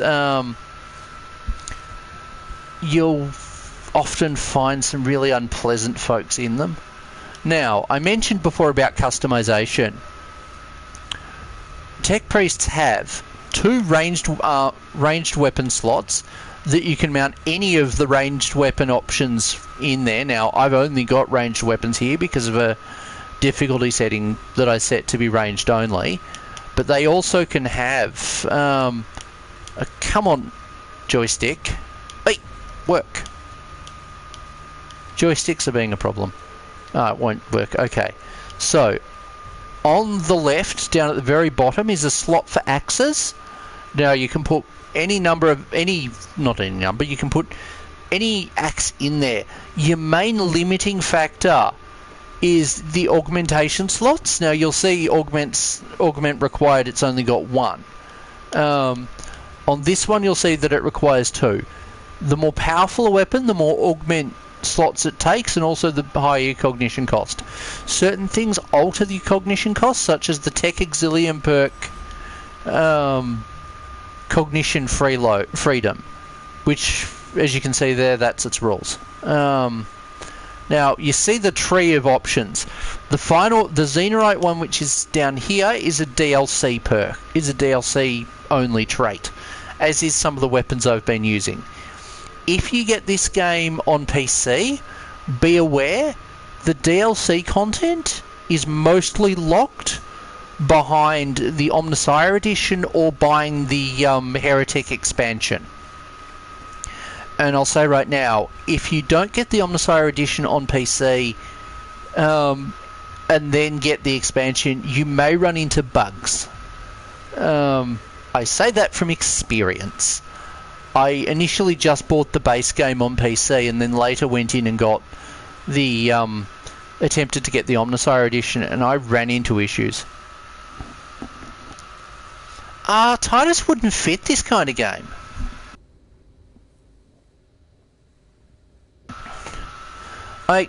Titus's whole thing, Titus's whole way of fighting doesn't suit a tactical game like this.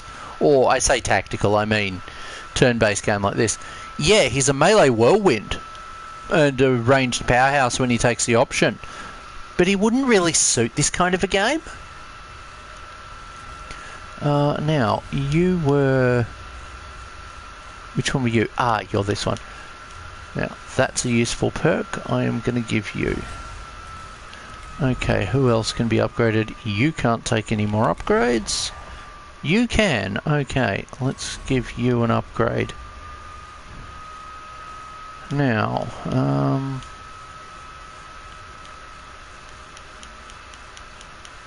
that one is a particularly useful perk.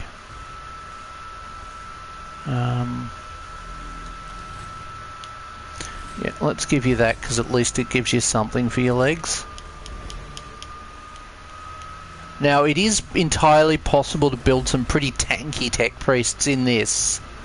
But it requires a lot of Blackstone, which is the game's currency. The currency is only really spent on deploying units and upgrading them. But yeah, the 2 coloured numbers you see below... Okay, so on the character profile in the top left there, the stats are 13 is the total health. The yellow shield is physical armour, and the blue shield is energy armour. attacks of energy weapon type will hit the armor first, and the armor will attempt to absorb it. Sometimes, though, the shot will just cut through. The higher strength of the shot, the more likely it is to cut through.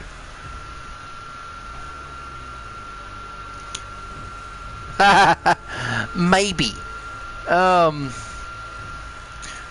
It might, but it might not. And besides, this game is... Oh, what are we now? 5 years old? And the sequel comes out later in the year, so... Or currently it comes out later in the year. There might be something that happens to change that. Now, do I want to actually... So, it should be mentioned for new people. There is a button that you'll press that'll change the screen to look like this. Normally it only has minimal effects and usually will help with targeting enemies. But, as you can see here, it unlocks a hidden mission tree.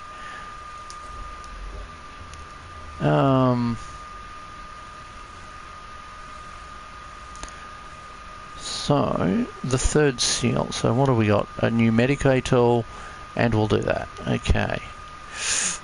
Oh boy, my least favourite enemy in this entire game.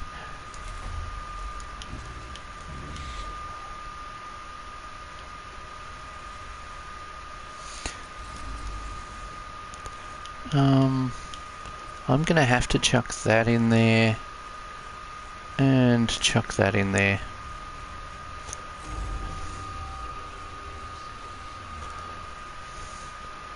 The Skitari stationed in the Tomb of Ubjao are reporting the Lord's rantings are being transmitted from somewhere inside the structure. What we can translate suggests he is quite insane. Yeah, that's Ubjao for you. Ubjao is suffering from a version of the disease that created the flayed ones. Observation prompts curiosity, but not enough in itself to bring you into the command throne.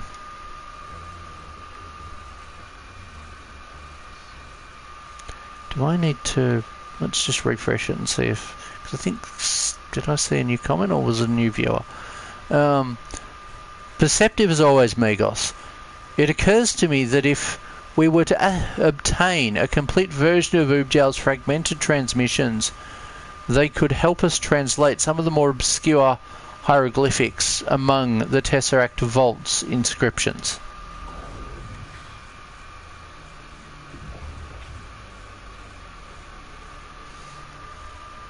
Your work on these inscriptions has proven illuminating thus far. Your request shall be considered, xenobiologist. Or xenobiologist.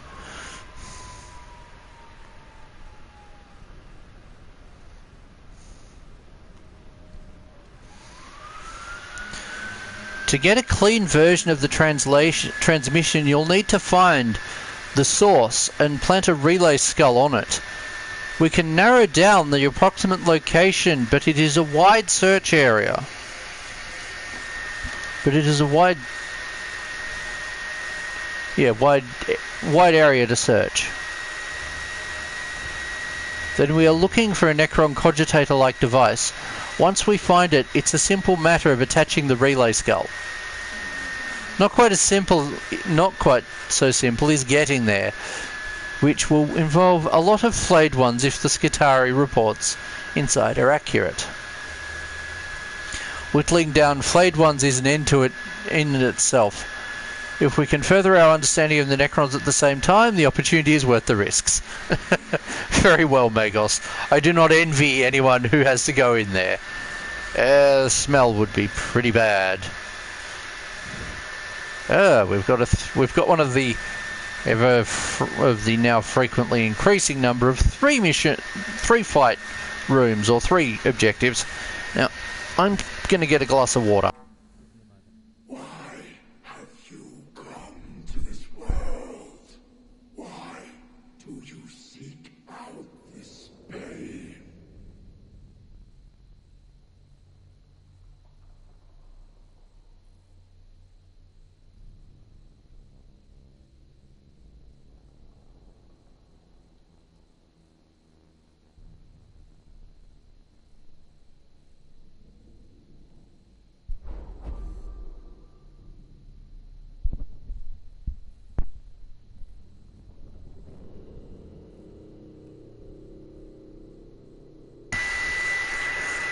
Through the local nanosphere, a distant but powerful voice invades the cohort's consciousness, demanding the answer to the same question over and over.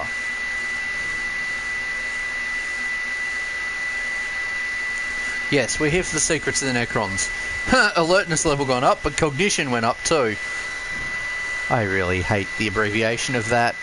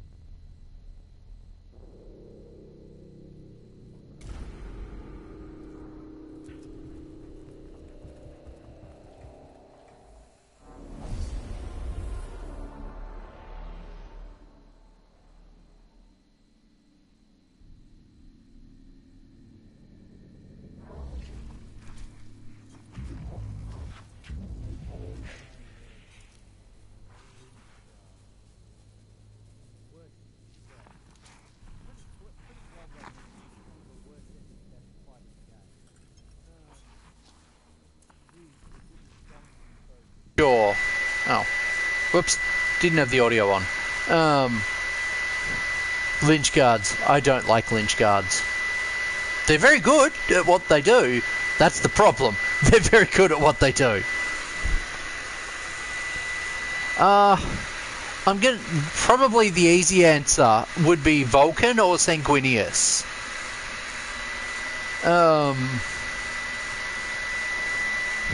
Like... Vulcan because of his humanity.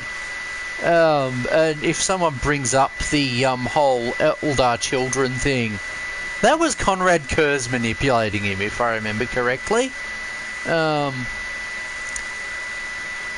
being said, Roberto Gilliman is actually a pretty good option as a non-fists and blades Primarch. He's probably the most likely to win in a long-drawn fight because of his skills with logistics. This indeed appears to be a challenging foe for sure. Where's the mic? These remind me of the storm shields we manufacture for Terminator squads. Agreed. They certainly represent the most elite of the Necrons that we've seen so far.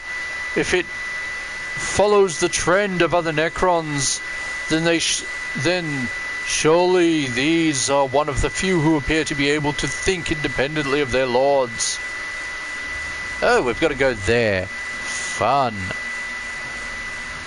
Where are they? Yeah. Okay, 2 flayed ones there. Flayed one there. Which one's that? Flayed one. Warrior. Flayed one again. Hey, a death mark. Those are annoying, but fun. I like screwing with death marks. Let's actually move him over to here. Let's move him down to here.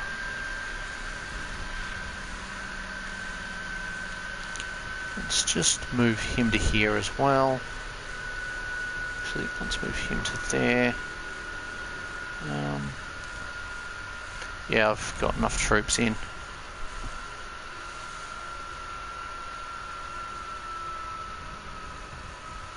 He's going to be a problem.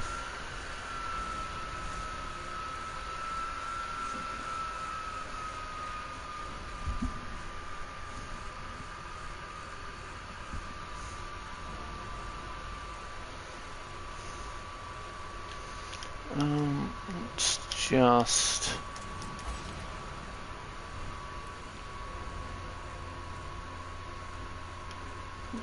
just see, does that... No, it only buffs it by physical.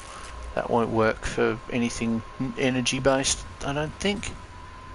Not that I need it to be energy based.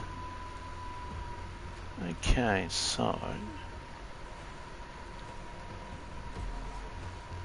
Where is that? Where's a warrior? So... Let's remove that death mark.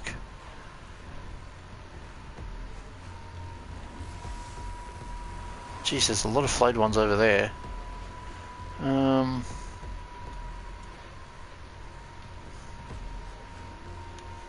What's that other warrior? Up there, okay. He's not going to be a problem for a while. Let's just move you over to here.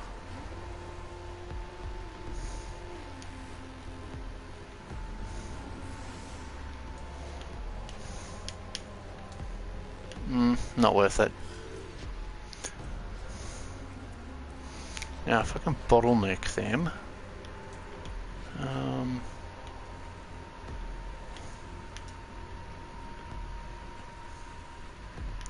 I might just delay use of him for a moment.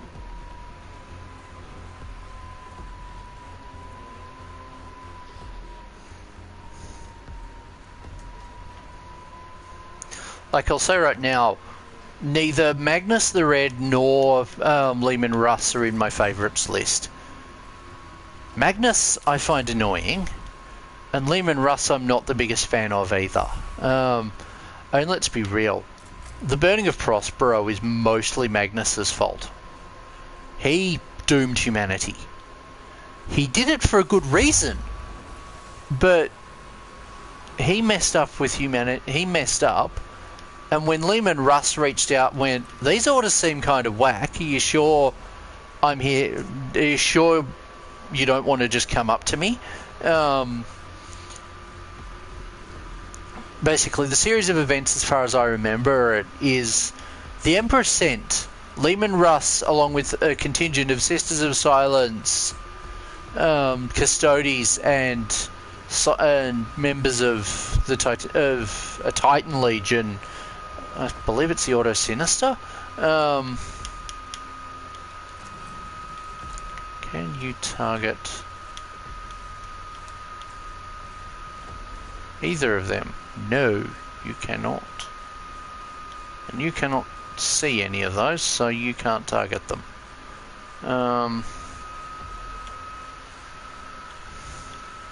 Let's move you back further.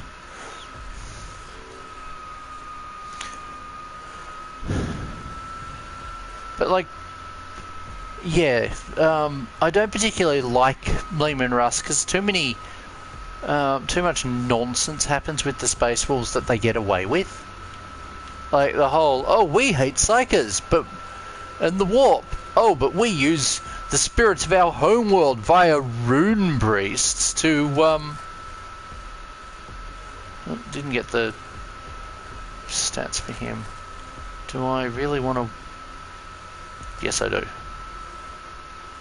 Yes, I do want to grab that. Final Fantasy isn't really my thing.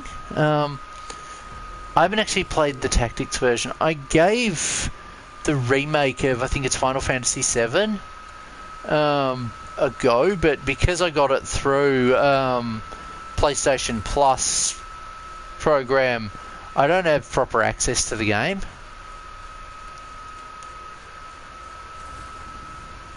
Hey, that worked. And now we know the stats.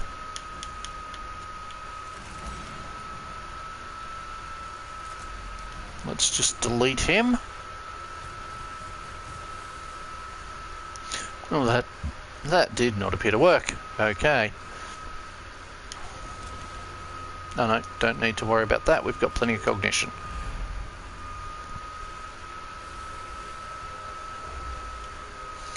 Now,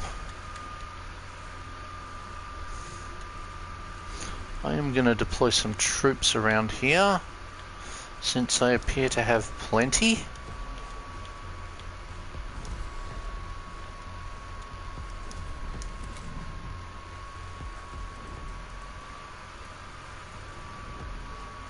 That lynch guard is going to be a problem soon.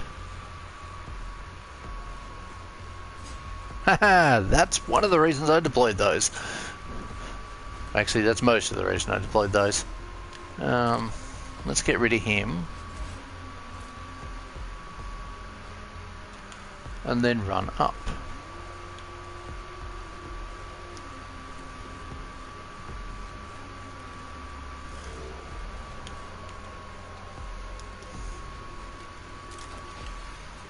Let's just take aim at him.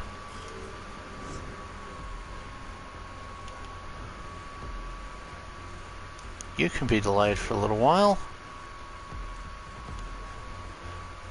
I actually want to delay him further.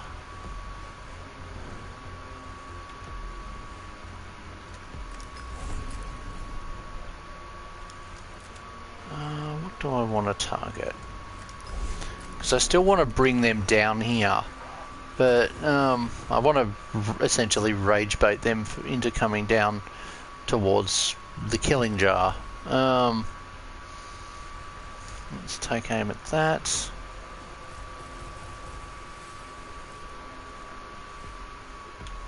Let's move down here.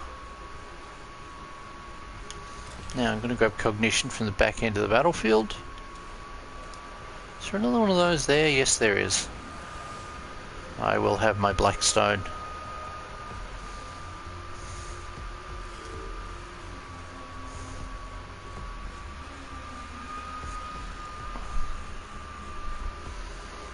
Okay, so he can just run into here and go whack.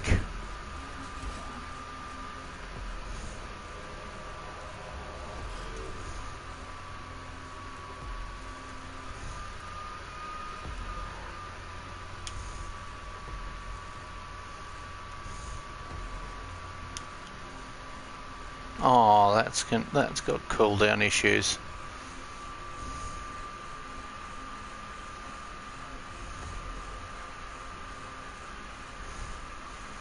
I mean, the running joke with Perturabo is various plays on his name, like Peter Turbo and Petulant Child, or, you know, Petulant something. Like, to be fair, I am not an Iron Warriors fan. I personally find Perturabo to be insufferable.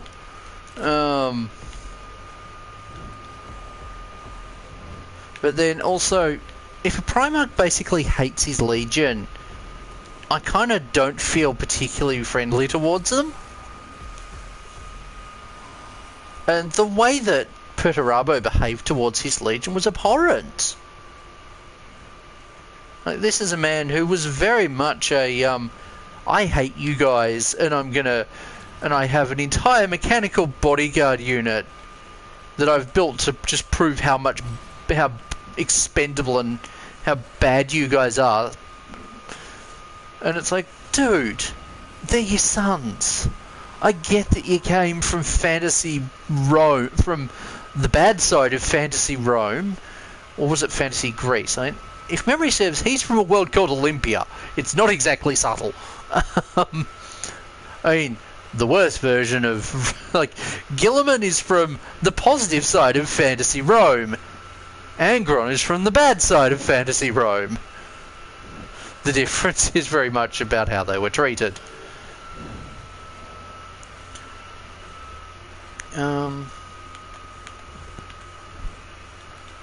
Okay, you can go there. No, you're not aggroing the flayed ones. I need the stats of this guy. Weakness to physical. Okay, I can work with that. Resistance at this stage has been more than we would have expected of a force filled with brainless drones. Highly armored targets like these are providing armored targets like these are proving to be far more resilient to our weapons than we would have predicted. They're also very driven, like no other Necron, to accomplish their goal of protecting the tomb. That's why I don't like these things. It's like, They are coming. It's like you are in range of a Necron. It's like you are in range of them. They will find you. And if they don't find you, they will find the nearest available equivalent. Now, I am going to move over to there. And because I have range... Actually, this is the exact moment where that is useful.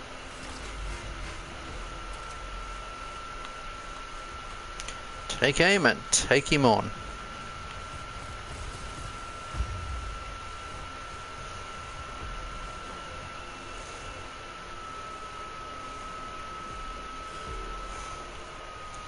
Vanguard, fall back. You are in range of death. These things just menacingly approach you like some of those guards out of Elden Ring. And when I get this console fixed, that's one of the games I would like to play on stream. That being said, the console will probably be about as loud.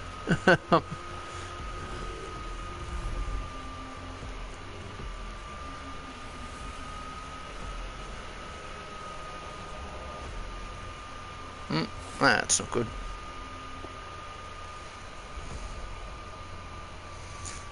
Someone's about to get their ass kicked. Oh, look at that damage!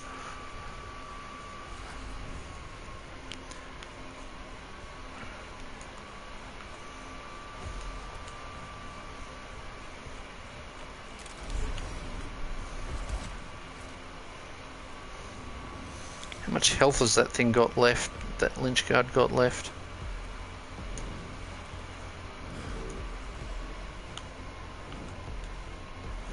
Two. I might yet be able to save that Skitari. Yes, I can save that Skitari.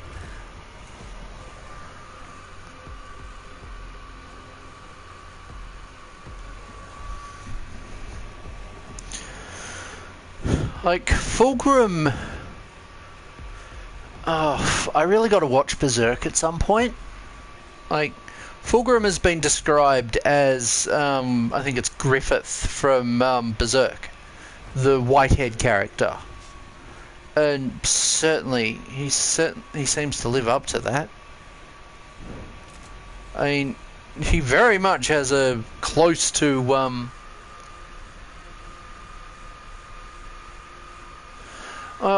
none of the weapons in this game are suitable for, really Space Marine weapons. That's not necessarily a barrier, but it is a hindrance.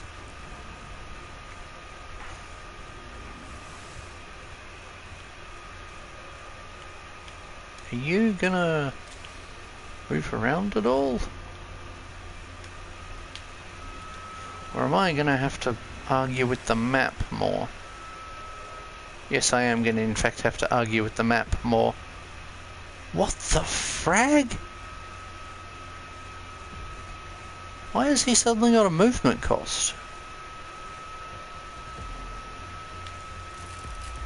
I'd rather wait. If I'm spending 2 on something, I'd rather spend it on attacking.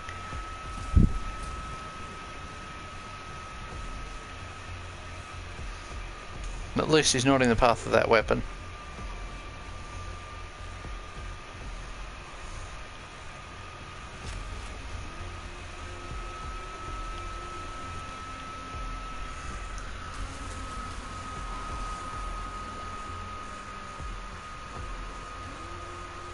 Yeah, Berserk, that was the reason I initially didn't watch it, because it seemed like it was going to be too dark and brutal at the time that I encountered it.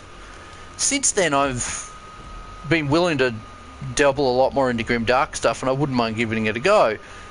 Heck, I wouldn't mind cosplaying the main character. Heck, I've got a friend, I know at least one person through my local cosplay scene, local con scene, that has cosplayed Griffith before. They were initially worried that people were going to be horrible toward them because they'd cosplayed Griffith.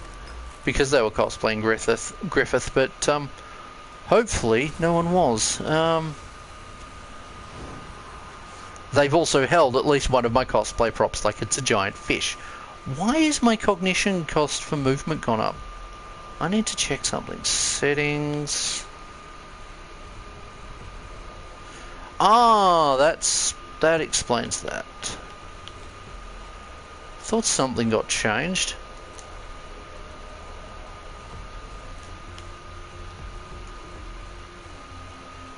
There we go. Thought something wasn't right.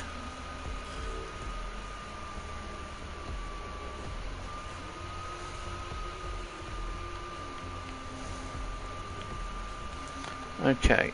I am not going to let him get back up.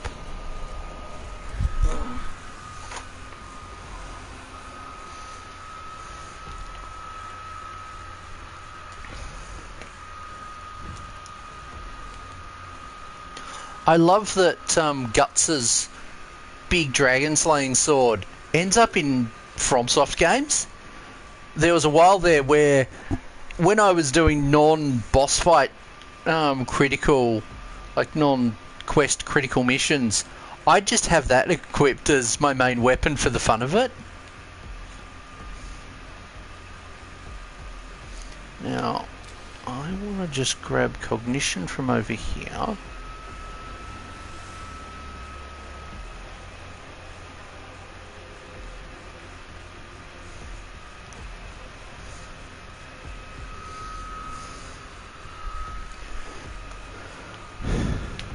Now, let's grab that. But yeah, given how heavily inspired by Berserk parts of 40k is, I agree with Northern Exile's take that the Iron Hand should have a lone hunter unit who goes out with a giant sword to hunt down Emperor's children. That'd be a really cool thing for them to do. And I mean, they've already ripped off Berserk in a few ways. They might as well have a vengeance-driven Marine. I mean, the Blood Angels already have Marines who see Sanguinius's end, who experience Sanguinius's last moments overposed on whatever enemy they're fighting. So the running joke of, isn't that Hive Tyrant looking a bit like Horus? Kind of applies. Awfully confusing for the poor Tau that end up fighting them. It's like, and where suddenly this crazed black armored Marine starts shouting about Horus at them, as a squad of them just butchers its way through them.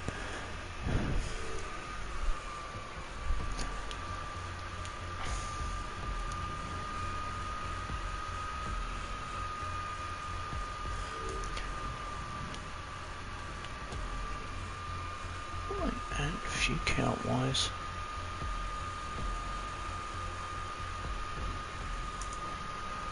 Let's just push you. Where do I want to push you? I want to push you up to here, but keep pushing. Actually, let's just bring you over to here.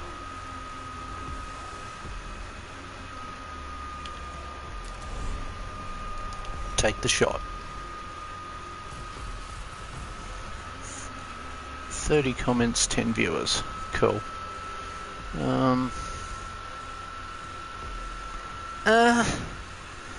Aina's not really sure. Gears of War did the whole chainsword slung under a big gun first, I think.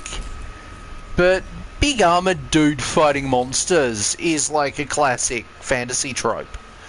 As far as their armor is concerned, they kind of feel more like what non-Americans like myself picture American football armor as looking like. It kind of takes that idea of the armor and builds on it for either good or worse, or good or ill.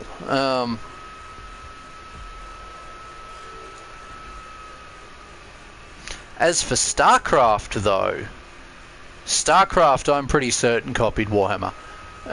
Mainly based around those there's been a long floating around story within the Warhammer community of Blizzard were originally going to make a Warhammer game until Games Workshop got cold feet on it and chose to stick with Relic Entertainment instead. So Blizzard pivoted and went with making their own IP out of what they already had. Hence the big armoured troops that look like they'd be at home in 40k almost. Now, those armoured troops are a lot more expendable than Space Marines. That doesn't necessarily mean they aren't kind of a cool thing. I have seen there's been Necron characters that are inspired off Kerrigan from that franchise in her post-Zerg state. That's a Skitari, I can just rush him up. Now, I quite frankly don't like leaving troops behind, which is partly why I'm willing to run a bit slower, but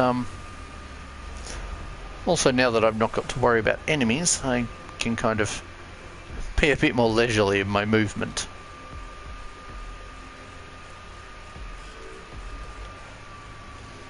Now, you can move there. Now, he is running over to here to grab that.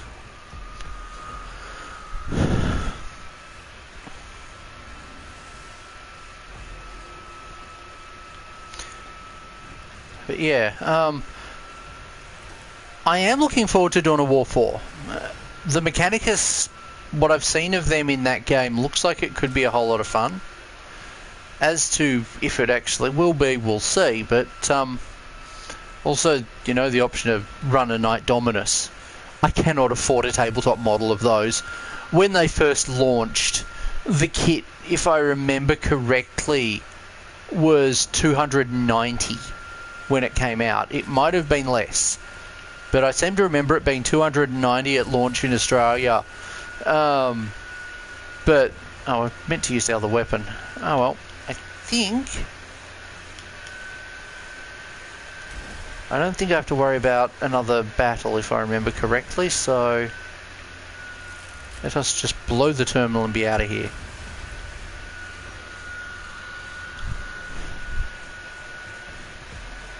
Now, I am going to just run him back over to here, because we need as much cognition as we can to get everyone further out of this space.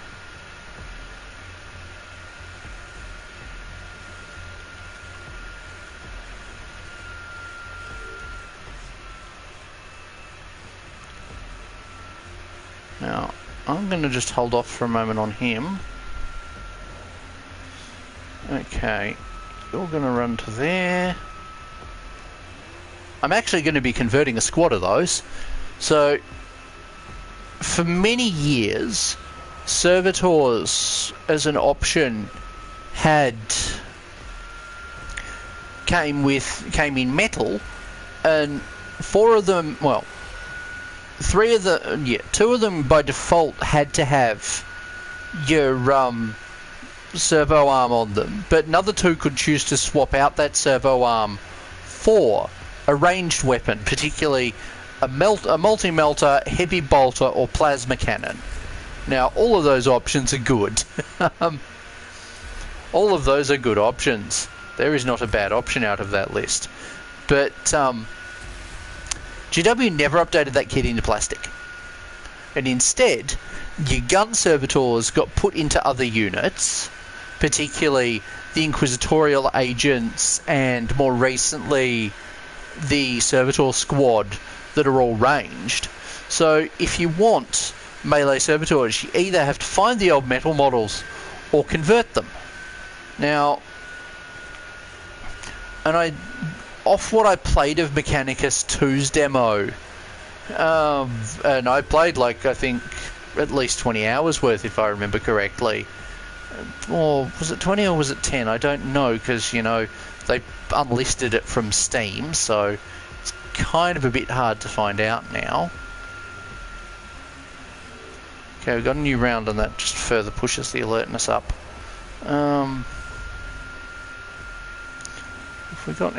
Have enemies got consoles that I can destroy still?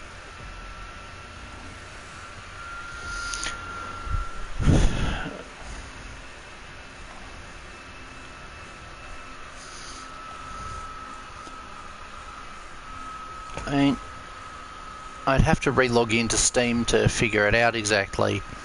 But I've got a lot of hours in this game across both Steam and this platform.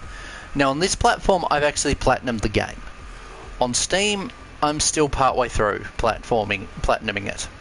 And in theory, I'll do a review when I've platinumed it on 2 platforms, but that's more of a maybe.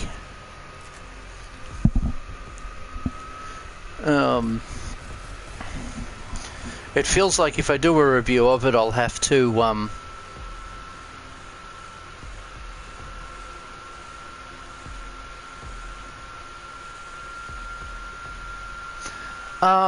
yeah, I do live streams every so often.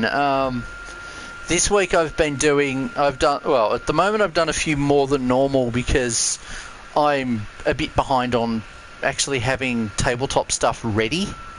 Because as anyone who's painted miniatures knows, it takes time, and the weather hasn't exactly been forgiving at the moment, even with my having set up an easy wet palette. On that subject, a cheap way to make a wet palette is to have a plastic container you can put a lid on, some paper towel, and then some baking paper. You put the paper towel down first in the container, making sure that you've got 2 or 3 layers cut to size if needed.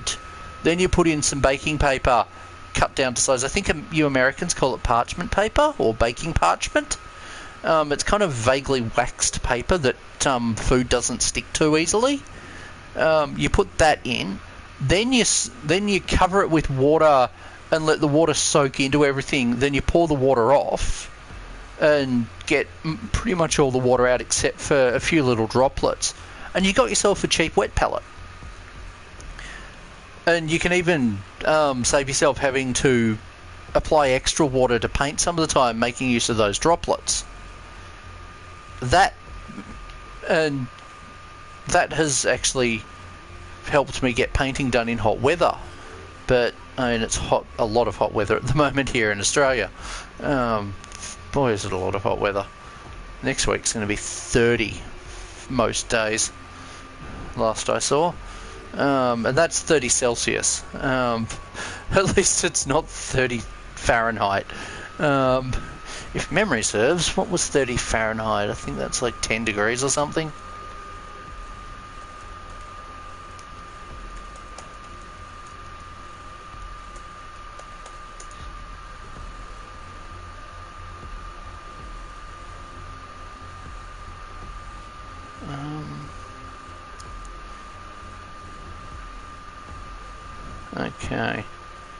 Okay, so Fahrenheit's 30 degrees is 0. Okay, or 32 degrees is 0. I don't get how that works. That doesn't make sense. But yeah, because Celsius, 0 is the temperature of water boiling. I tried to think what 30 Kelvin is.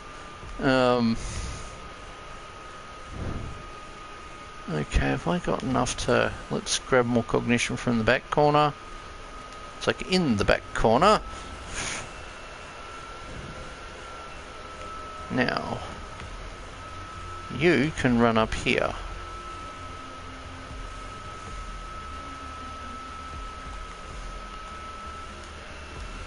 Okay, that gets that tech priest out of there.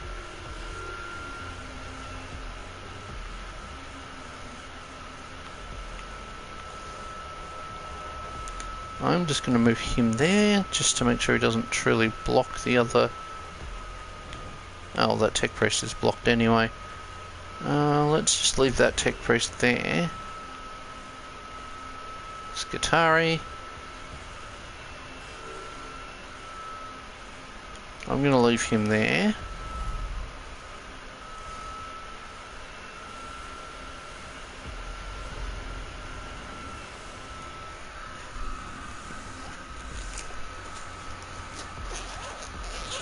Okay, am I still... Good, I've still got the mic open. Probably didn't need to have that container zip. Recording camera or to talk about it. Oh well, opening things with food in them.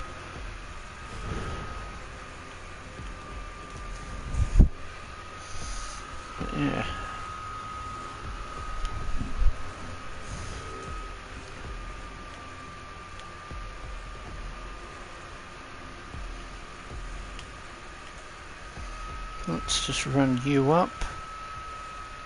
I don't expect to get the servitors back into the field, but I only really have to get the HQs into the field for it to count, and the troops will just respawn on the following mission. Like, you don't lose troops for not getting them to there, but you have to get your HQs to objectives. Now, the reason I went for it and wiped out the enemy here is because I entirely expect that. The kill all enemies thing. I'm like, yeah, the game will probably do that at me, so I might as well just do it first. And just wipe the enemy out instead.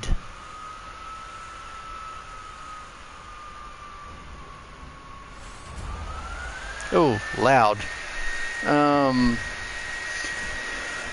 The cohort reaches a relay skull to an ancient gore-encrusted cogitator they confirm as the source of Lord Ubjal's strange, ranting transmissions. The arcane device relays the content of the transmission directly to Tiresus on the Celestis Metallicon. This is perfect, Megos, though the content is troubling.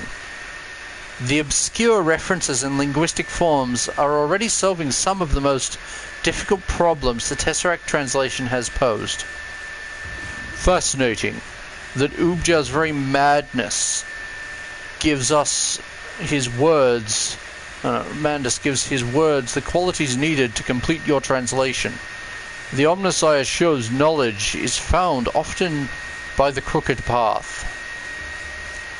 Oh, the translation is far from complete, but I feel I've got further than any other Magos would, thanks to the linguistic samples of the tombs of Silver Tenebris have provided. My emotional cause returned significant curiosity about the history of the Necrons, the rise of these Necrontyr, and their war with the Old Ones. Truly monumentous events that have hitherto been hidden from us. And there is so much more for us to know, Megos. So much more.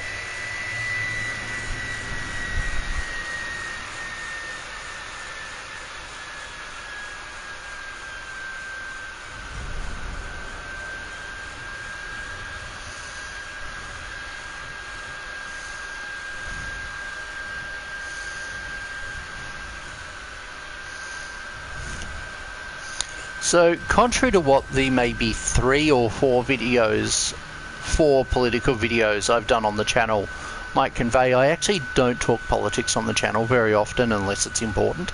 And even then, I tend to not talk politics as much on YouTube because I feel like I have to do more research and more work before I can do any kind of political videos. I don't like reading political posts or rewatching other people's political videos on stream like, say, Vosh does. I find that's kind of a lazy way of doing things. But yeah, let's just... We've got another one of those. Now, let's go to that medic and upgrade them.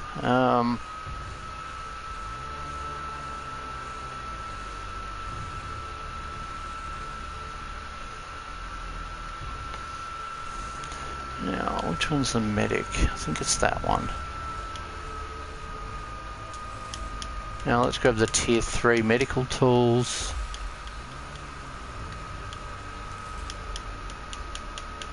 Because if there's one thing I want this tech priest to have, it's medical tools. Now it's annoying I haven't ended up with any of the mechadendrites for the bottom mechadendrite slot, and it's annoying that that isn't a mechadendrite.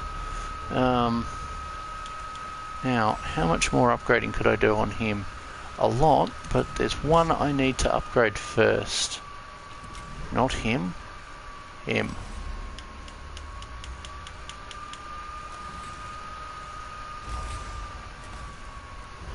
Okay, we've now got not very much blackstone left. I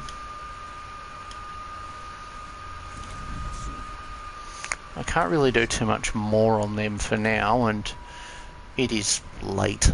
So I might end this here. Thank you all for watching. I hope you enjoyed, and if you've been watching this after it was live, my apologies if some of my responses to questions seem kind of random, but I don't have the PlayStation chat, or I don't have the little chat bar that PlayStation shows, well, that PlayStation could display and that you'll see on the YouTube live section on the main video.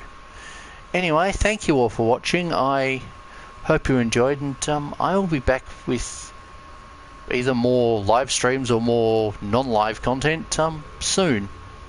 I have a plentiful amount of build videos in the works, and a few reviews, and even a store coverage video. Anyway, thank you all for watching. Bye.